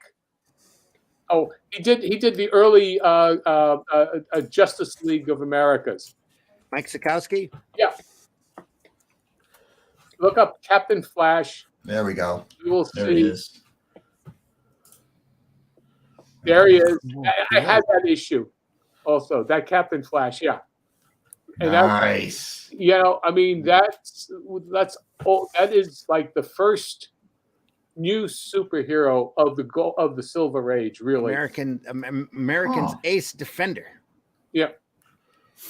Heritage Auctions. Wow. Oh, they were selling an old one. Look at that. That's all. The one I'm looking at is all beat up. Yeah. I can't say I've ever seen him. I don't even know who printed that. So I don't remember either. But again, there were a handful of publishers who were still doing things. I mean, he must be in public domain because there's a PS art book collection of that work with a Roy Thomas introduction. Right. November 54 to July 55, issues 1 through 4. So it might only ran 4 issues. Yeah. Okay. Well, that's what I remember because I remember buying one copy of it. You know, so I'm like, so in 1954, 55. Okay, I'm 5-6 years old at the time. Okay. So, you know, I might have picked it up, you know, in a trade. We used to trade our comics in my neighborhood. Oh yeah, yeah, you know, yeah. That was yeah. Had such and such. Okay, well, okay, I've seen this one. Here, I'll trade you for this. We weren't collecting. No. We weren't collecting our baseball cards. That's what we played a game called Knuckles with our comic. Yeah. With our baseball cards. We played colors, you know, matching each other, and I mean, those were you know almost pre-TV days. I mean, you know, they really didn't. It's like here, go outside and come back by sundown, you know, and then Oh yeah. So, in my neighborhood, everybody had their own specialty. We had a kid that had a Spider-Man collection, kid who had a Captain America collection. I was Avengers and Defenders. So that was a big thing for me back in the day. And we'd sit around on Saturday afternoons and swap comics. Yeah. And we'd read everybody else's stuff. We always knew what everybody else's character was doing. Right. And there's a period of time where you knew all the shows that you could watch and what were interesting, for Saturday morning cartoons and things of that nature. I mean, I got into the last season, one of the last seasons for Saturday morning cartoons when I was at Patty Freeling in the summer of '77. So I worked on Mr. Magoo's and Baggy Pants and the Nitwits and how was it? Baggy Pants was a ripoff, basically a parody of Charlie Chaplin, and it only ran 3 episodes because they just pulled the kibosh on it. Late '70s, I'd have thought that'd be a kid rock and roll garage band, rock and roll band. Baggy Pants and the Nitwits. Oh no, and Artie Johnson, from Laughing. Oh sure, yeah. So they were doing the voices. Okay. Yeah. They were doing the voices, and it shows you how bad. The Patty Freeling was basically the remnants of the old Warner Brothers studio. Okay. Jerry Chinicki, Robert,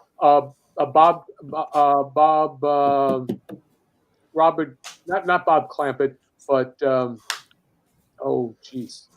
Anyway, it was a whole bunch of guys that had been there in the industry since the '30s, and they were left. They wound up doing the Pink Panther cartoons, things of that sort. But it was the last that where about a year or two later, Marvel took over, and it was all superheroes. We're talking about the difference between cartoony Saturday morning and toy commercial Saturday morning. Yeah, of the '80s. Yeah. Oh yeah. Yeah. Early '60s, mid '60s for me though were all the Alex Toth, the Hanna-Barbera superheroes, Space Ghost. Yeah, but it was still cartoony stuff. It was you weren't great stuff though. Yeah, great stuff. But you still you weren't having to put every toy imaginable in the lineup on stage every time to show and get them in each episode. And unfortunately, Herculoids came out about 10-15 years too early for that run, because I would have loved to have had the action figures of all of the animals on the Herculoids, and I can just see Gloop and Gleep being slime that they with eyeballs in it. Yeah, here's Gloop and Gleep. Make it yourself, kids. They would stretch them out. Stretch them out. Yeah, they wouldn't be able to now. There's no imagination. Yeah, no, they wouldn't be able to. But a giant igloo and a giant the flying dragon that used to shoot lasers out of his eyes, and then he'd flip his tail up and shoot one out of his tail. That was great stuff. Tundro, a rhinoceros dinosaur would shoot missiles out of his horn. That's great for a kid. Yeah, well, Yes.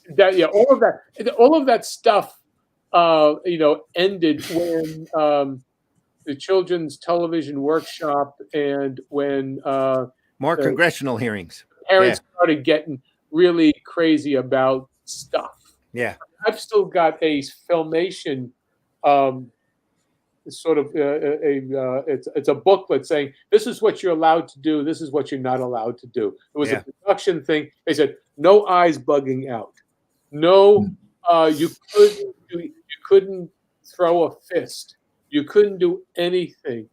It took all of the energy out of Saturday morning cartoons and out of everything. Yep. And so, but I do want to say one thing about my little stint at the Patty Freeling. That's when I got hired by Friz Freeling as an animator. So that I knew that I was an animator when Friz Freeling hires you to work for his studio as an animator. Sure. So I said, okay, I'm 27 years old. Okay, I've got my diploma. I've got my when got your degree. I'm in. An Academy Award-winning animation director and one of the founders. I mean, he was one of the original people at Disney's in Kansas City. Okay. Yeah. That's how far back. Yosemite Sam.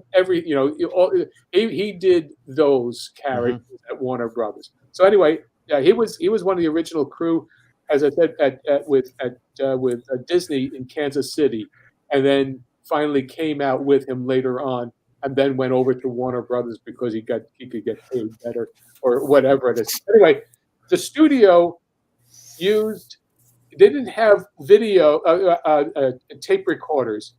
We had 45, 78 record players, and that's how they recorded the voices, so that we could listen to the sound, to the deliveries and the tracks, and then animate to that. Wow. Okay. Wow. That's Cool. how I heard what was being said and what the energy was no head. This is pre-Walkman. So everybody is listening to their own thing, and that's how they would animate. You had your sound, you had your exposure sheets, breakdowns of each step, but to listen to it, that's what you had. And everybody had their own record player. Oh, wow. That is like that is a throwback. I enjoyed the fact that I was able to experience that, because you don't experience that anymore. Yeah. Long before earphones. Yeah. Yeah. That must have been one loud office. It was. I mean, it was a big bullpen. Yeah. I mean, in the same way over at basically close to Don Bluth's studio. I mean, at the Don Bluth studio, I was sharing space with Bruce Timm. Oh, right. Cool.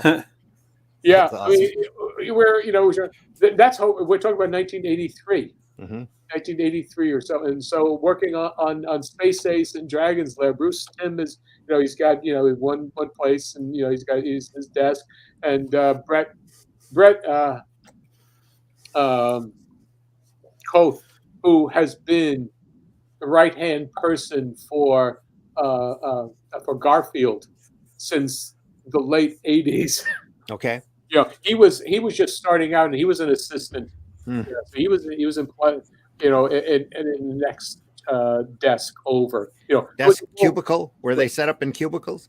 My only reference for old animation tables at that point is, pardon? We would literally, the desks were next to each other. Just like I'm over here, he's right over there. Sometimes you're just butting up against each other because they were packing us in. No walls separating you, just straight. No. Yeah. Wow. It was it was just a room.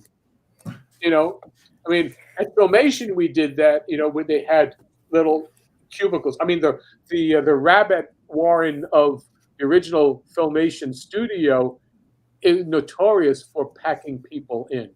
It was a fire hazard. literally a sweatshop. Then, yeah. Well, it was a union shop. Okay. They're all union shops, but at least you had your 5x5 space. You had the cabaret, and we were all smoking, right, Mike, Jimmy? We were all smoking. This is 1983, 84, and you have all this paper around. Those papers were mighty brown at the end of the day. Hey, we were living dangerously. Oh yeah. Bob says he's got a lot of 45s and 78s. They're all Elvis. So. Anyway. So you can get some cream for celluloids. Yeah.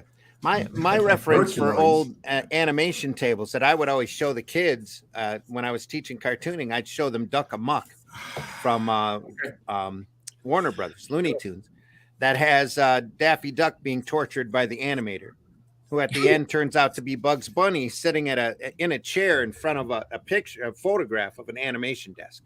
Yeah. The ain't I a stinker? Yeah. Ain't I a stinker? There's my animation setup.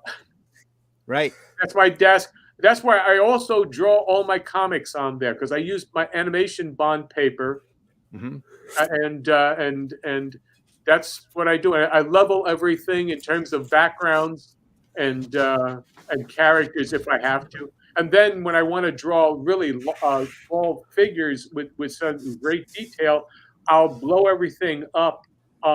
Just I'll scan the rough, blow it up, and then clean it up in a much larger size so that I'm drawing up 4 times as much, 400%. And then when I scan it, I've got the big drawing, and then I just reduce it in Clip Studio Paint.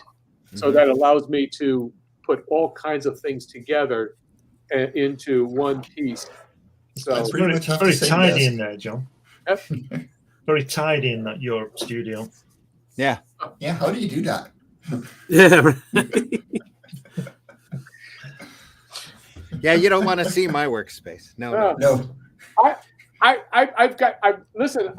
This is where I am, and I've got piles of paper strategically placed. But see, that's how we do it. Yeah, strategically placed so that you really can't see. I've got tabourets all over the place, so there's stuff all over. You don't want to see my closet. Well, my studio looks there's like a printer under there. My studio looks like a bomb's hit it, but I know where everything is. Exactly. Right. That's right. Mine is worse. Mine is worse than Glenn's. Oh. So that's why I have the curtain or the sheet up here, so you don't see all the crap that's on the other side. Yeah. I think we should do a show and go through each other's go through studios and see how we work. Yeah. I could probably I should probably do that, because the wife keeps telling me I need to make a notation of a bunch of the books that I have just for insurance purposes. Yeah, because I've got a bookshelf back that way that's got all the Showcase Presents on it, and it's a heavy duty bookshelf I bought from like Home Depot. I've got another one over here that's got all the essentials on it. The other side of that's got another large bookcase that's got all my strip reprints in it. So, yeah, I can show you some stuff. Yeah, okay. Over here in what used to be the canning room. This is the old house. Oh yes, you can tell above. Yeah. The canning room over here is filled with paperback books, big little books, of VHS tapes and CDs. So, still to this day, yeah. Those will catch fire. Careful.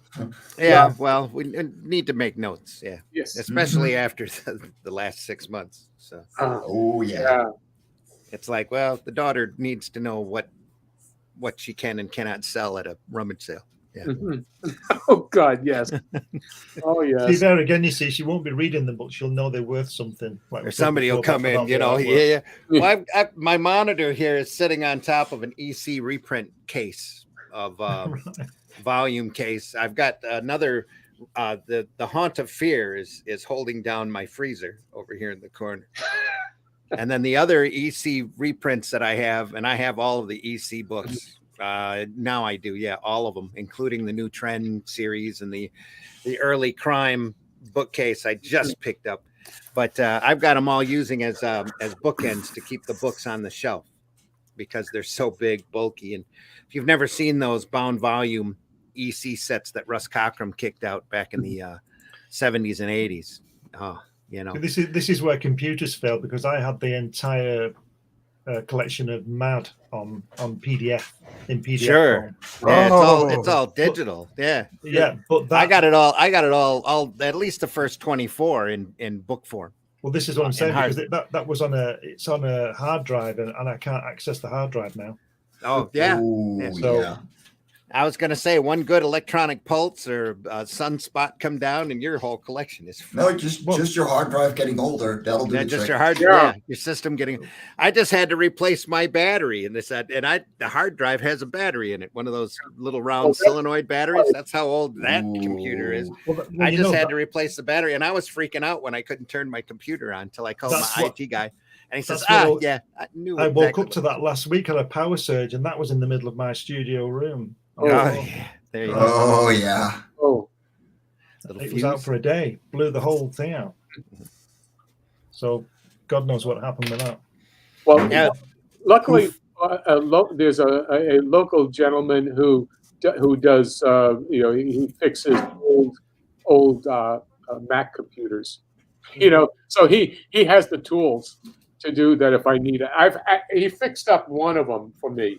I mean, this one is from 2005 that I have, 2008, a Power Mac. I mean, one of those. It's one of those towers. Yes. And it does, and it was it was one of the first ones that got away from Mac's old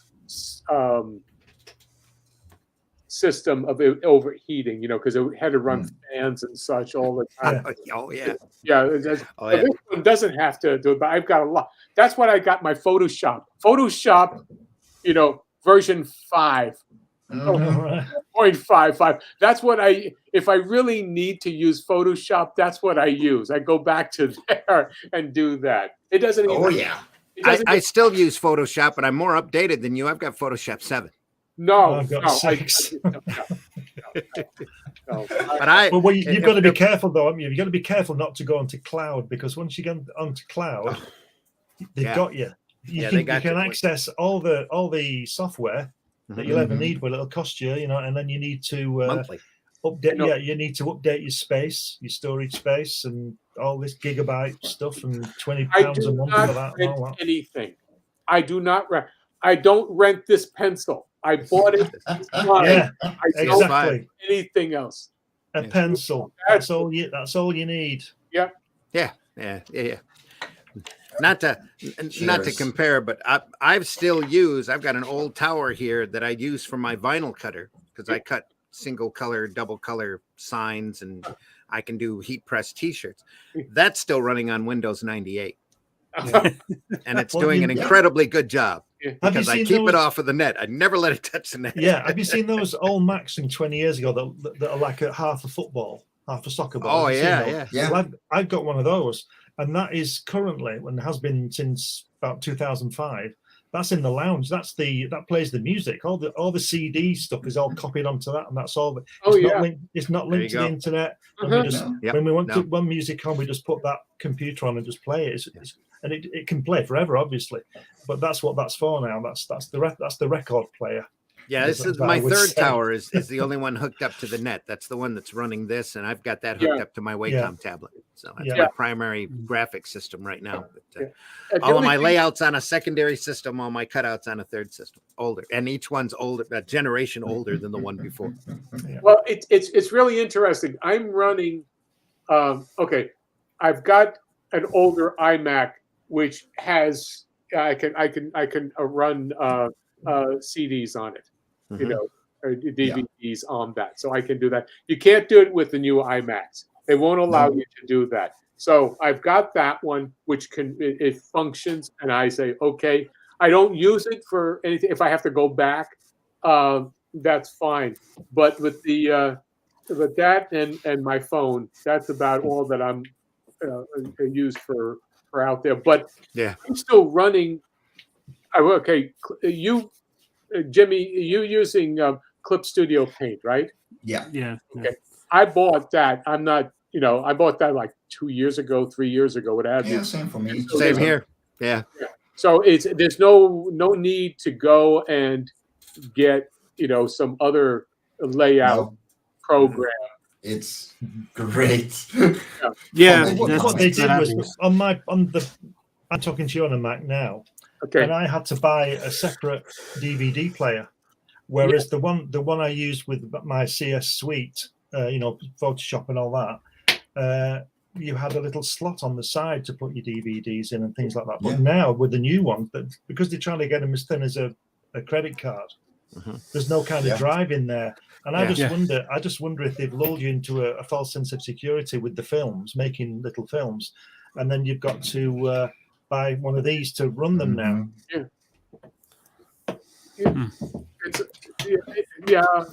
Well, hold on to your stuff that you can. I'm still running, and this is the crazy thing. I'm still using Toon Boom 4.5. I don't know if you're familiar with Toon Boom. No, never heard of it. I have, but I haven't used it or seen much of it. Because Toon Boom is really called Harmony now. Never heard of that.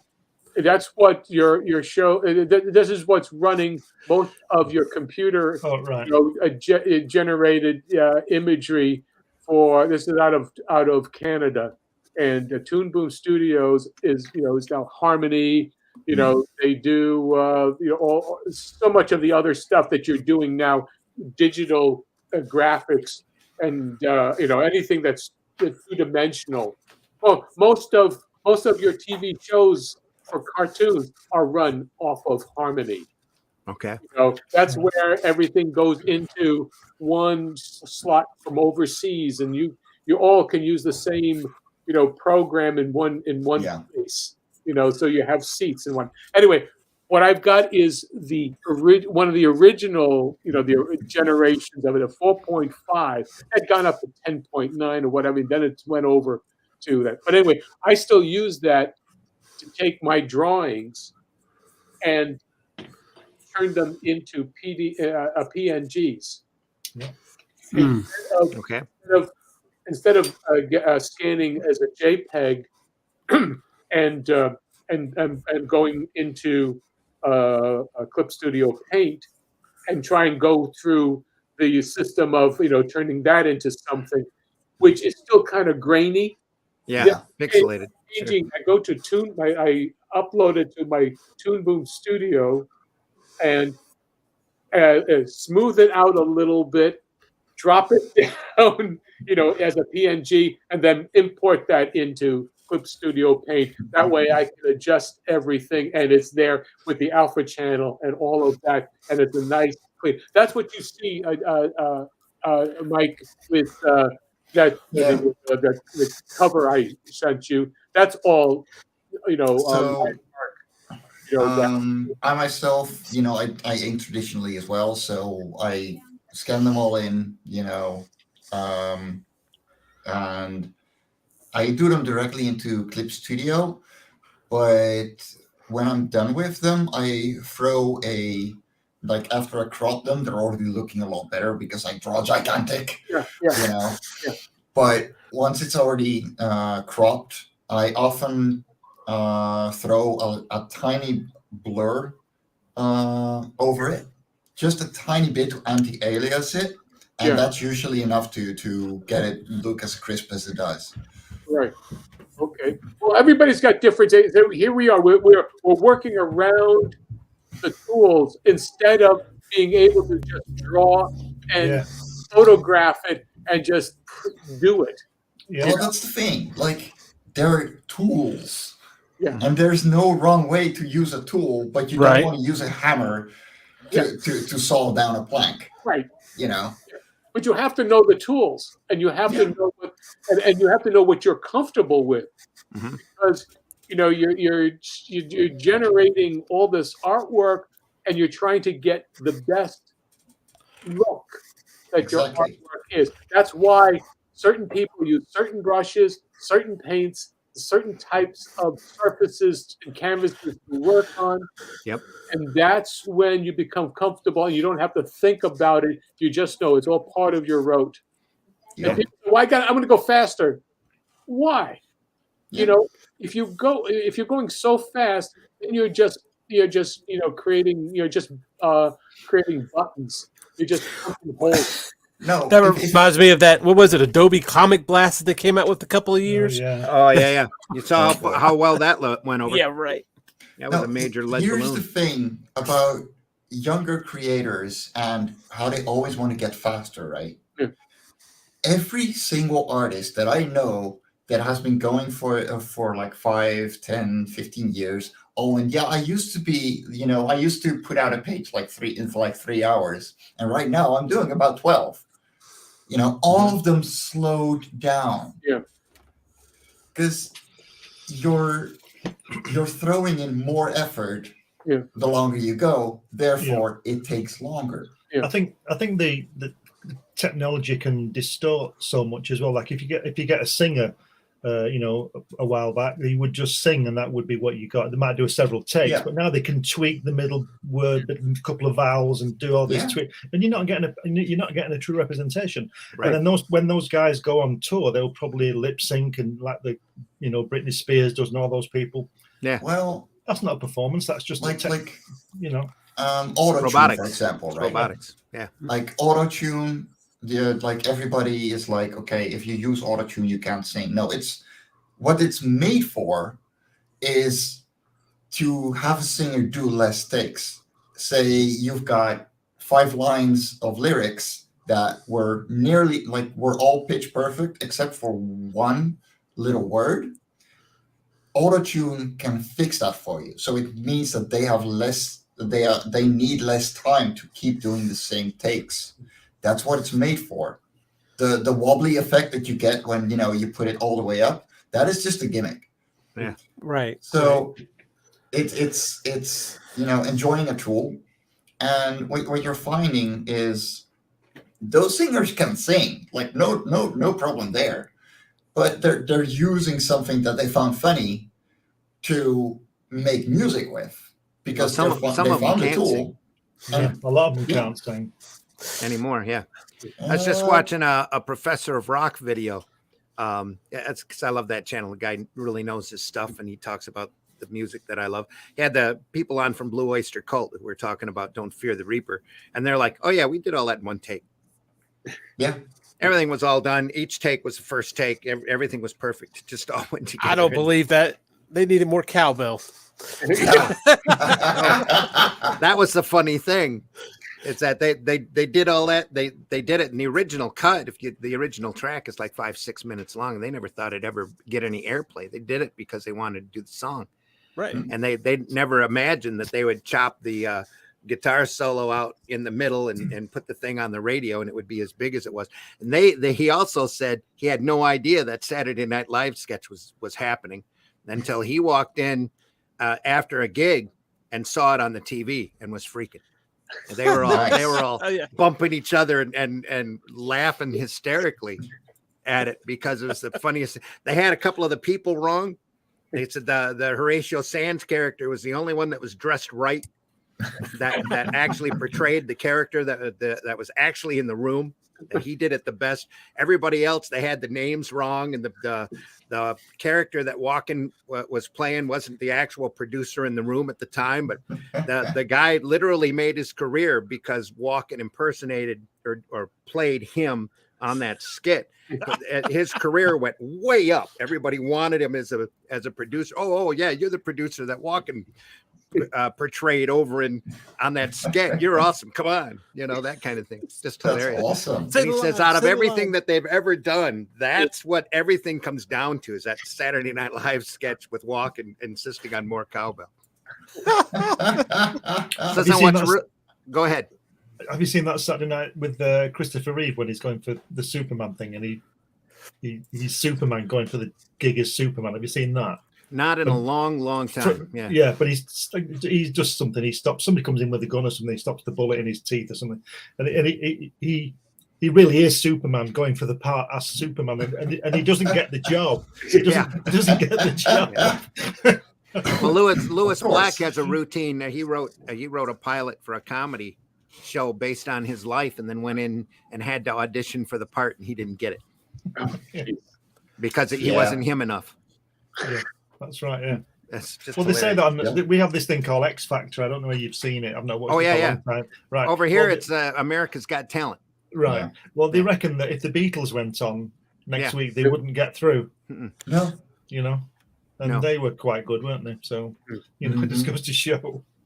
Well, not just that, but the farther along in their career they went, the more you saw how gifted they were as musicians. Yeah, that's right. Yeah. And the guy who was the engineer? There's a lot of documentary out with George Martin. George Martin. Yeah, sorry that I didn't remember his name, but there's some just brilliant interviews with him where he's sitting there going, "Yeah, well, we just decided to do this and that, and then John suggested this," and you know, it's just amazing to sit there and watch those. Documentaries like that. That's why he's the fifth Beatle, because Paul McCartney who's good with melodies, sang the beginning of Penny Lane, the high trumpet thing, and he didn't know what it was. And George Martin said, "That's a piccolo trumpet." And such was the power of the Beatles that George Martin could just make a phone call. Piccolo trumpet player comes in. George Martin could write music. Paul hummed it to him or sang that tune.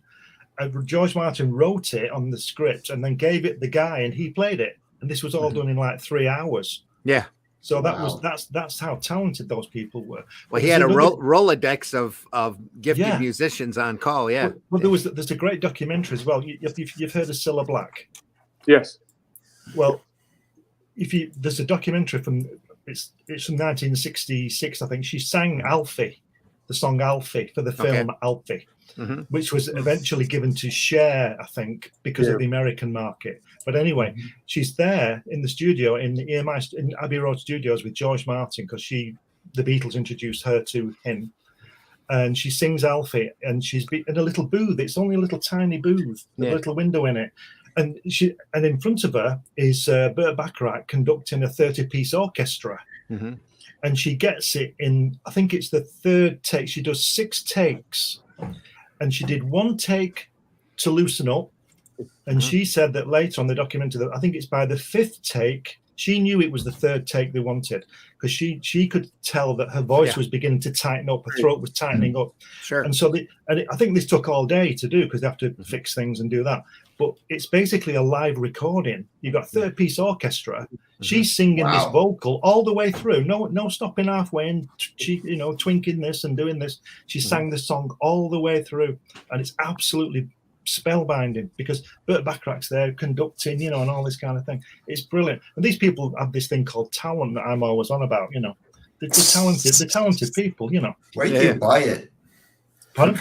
Where can you buy it? I need some of that. Well, they said that Celine Dion come in and hit the theme from Titanic in 1 take because she hated the song. She didn't understand it. Song. She didn't like it at all. Came in, did it 1 take, left. Yeah, done. Yeah, I can believe it. And she told me after she sang it, she says, "That's it. Yeah, that's all you're going to get." Yeah, off and just left. Yeah, I've seen her. She said she didn't understand the point of that song until she saw the movie. Yeah, because it's basically saying, "Well, you're going to stop, but I'm going to keep going." It's just like, what the hell is that supposed to mean? Yeah, she said when she saw the movie, then she finally understood the song. That's what you call a professional, somebody who can go in there, not like a song, put as much emotion behind it as she did. Yeah. Yes. And walk off, not ever understanding it. And then that's why she makes the big bucks. That was it. John, tell folks how they can find it, John. Well, you can find me on YouTube and Facebook as John Celestri, and we'll be starting a new Kickstarter or an Indiegogo campaign this fall for Bloodwing Angel Chronicles. I am on In Demand with the first 2 books, so you can still get them, but they'll always be. But right now, if you're interested and curious, go on Indiegogo and check out Bloodwing Angel Chronicles by yours truly. Great, Russ. not Russ. Glenn, tell folks how they can get a hold of you. The other British guy. I was thinking Russ because I just saw he popped up in the chat. So. And he says, being pro is always doing stuff you aren't necessarily interested in. Well, the price just needs to be higher. Absolutely. Yeah. You can find me on Indiegogo in demand with this book and this DVD. You can also find me here on Randy's show, usually every Sunday, and I'm also on with Ted Davis Artistry Comics Unlimited podcast on Thursdays. You can find that on YouTube, and this is the magazine. And you can get all my stuff on Amazon if you want to have a look at it. Great. Tell folks how they can find you. All right. Of course, you always check out my Linktree /C Michael Lanning. And of course, right here on the Ragin 2 Broadcast Network on Dispatches from Outside the Box, which usually has Randy in there on Tuesdays. I don't want to give a time yet. I think that this Tuesday might be our last time at 9 p.m. That's what you tell people. This Tuesday will be at 9, starting in August. You're coming out at 8 Eastern Standard Time. Yeah. Yep. So if it was too late for you to get Dispatches before, it'll be a little bit earlier this time. So I will still be asleep. Well, yeah, you definitely. So it's not great for you. Do it even earlier, and me and Matt Jimmy will come on. Make it a morning show like this. You got to do a Dispatches 0 or something like that, right? Yeah. We'll have early morning dispatches. Yeah. For us, it'll be Dispatches after hours. Mike, Jimmy, tell folks how they can get a hold of you. You can find everything about me over on my Linktree /Fairies and Ends, and on Wednesdays at 7 p.m. Eastern. Though I think in August it's switching to Thursdays. At 1 p.m. You're right. Eastern. Yeah, at 1 p.m. Eastern, I'm on the Ragin 2 Broadcast Network with Hung on Animation, where I work on the animated pilot for Loughran 1. No, Loughran in general, not the first issue. And on Saturdays at 10 a.m. Eastern for Sketchy Saturday. So come and hang out. We always try and make a good time. Cool. And hey, folks, I want to thank you very much for listening and putting up with the internet glitches and everything else today. I hope you had a good time here at Sunday Funnies for the 24th of July, 2022. I've been your host, Randy Zimmerman. You can find me on Facebook. You don't try to look for me on Twitter. It's a cesspool of hate, but I'm over there too. Been over there a little bit more than I should be probably lately. But other than that, you can catch me on Wednesday nights on the Zimcast at 8 p.m. Starting in August, 9 p.m. I think we still have one more at 9 p.m. And then after that, we'll be here at 8 p.m. where we talk about the business side of comics. And we get a little bit more news-oriented, a little bit more opinionated over there, a little bit more adult over at that show. And we hope that you can pop over there and join us. If you've missed any part of this program or any of our other Ragin 2 programs, go over to the Ragin 2 Network channel on YouTube. Make sure you've subscribed. Make sure you've hit that bell for notifications. It's very important that you do that. Tell your friends that we're out here, especially if you like what we're talking about. Make sure you hit that like button. Make sure you hit that love button. If you'd like, every little bit of communication you give for any of our shows or anything on the channel goes towards our algorithm, even if it's a dislike if you have to. But don't do it. Don't do dislike. Don't do that. It's okay. We can't see him anymore. Marv says, great show, guys. Have a wonderful week. You too, Marv. Take it easy, dude. We wish everybody the best, only the best. Make sure you go out there and make sure you go out and tell people. If you love comics, tell people you love. Don't be afraid. Go out there and tell people that you love comics. Hit your local retailer. Go through their back issues. Take a little bit of time if you can. You don't know what you're going to find out there. And you might find some real gems out there, especially in their 50-cent dollar boxes or magazine boxes, which probably have a small layer of dust on them. Just go through and look at Planet of the Apes by Mike Plug. You can't go wrong. Early Marvel stuff, the Warren magazines, Eries and Creepies. Tim Tyler just sent me a package that had a couple of magazines in there that were like at Grindhouse level that just are amazing, just incredible stuff. There's so much great material out there to be found. If you're thrown by the modern stuff, don't let it stop you from reading comics, because there's so much great material out there, and they're just waiting to be found or discovered, or go through old used bookstores or wherever you have to go to find that stuff. Don't just stop at superheroes now. There's a Do whole that- bunch of do that lot crowd. of stuff. Do that crowdfunding. Even buy manga if you want to get dyslexic, I guess. That's always worried me. But there's anyway. Topic for another time, folks. Thanks a lot for listening. Maybe we'll go out the same way we came in, almost. See everybody. Stay awesome, guys. Take care, everyone. We'll see you next time. Zimcast, dispatches from outside the box. What's your theme for this week? Did you already say? We are doing cryptids, talking Cryptids. about all sorts of cryptids. Bigfoot, New Jersey Devil, Loch Ness Monster. Going to bring up that article about the Oh, yeah, beating absolutely. on somebody for summoning Sasquatch. Absolutely, Yeah. yes. You'd You'd be surprised how up much his you could get friend because he was inspired. trying to summon Sasquatch. Trying to summon Sasquatch. You don't know what you're going to call in. Yeah. He's trying to feed me to Bigfoot. It was self-defense. Right, everybody. Take care. See you soon. See you later. Yep. See ya. Oh, we're going to go out with a bumper too, and then maybe we'll sneak a video in or whatever. So then we'll go. Take care, everybody. We'll see you. Stay awesome.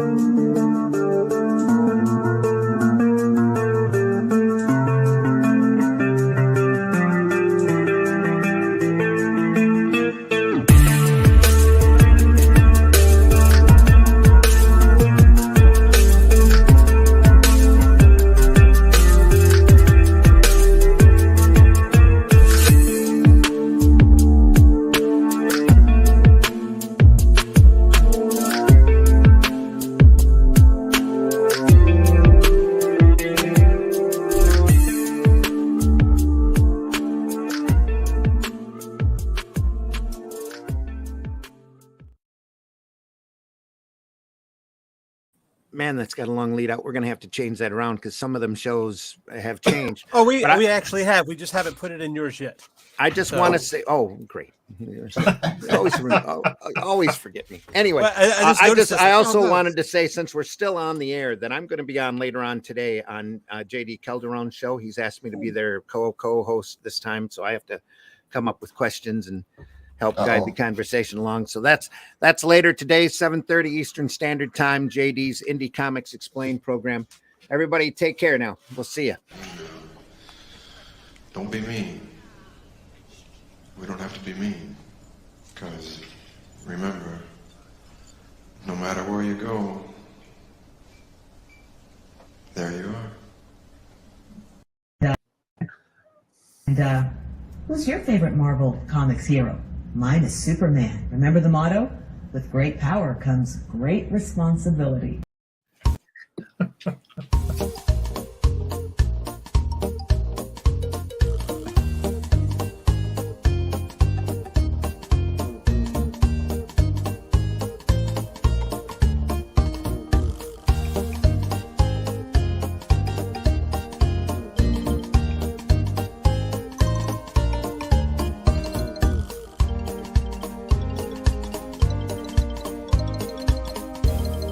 Ha ha ha ha ha.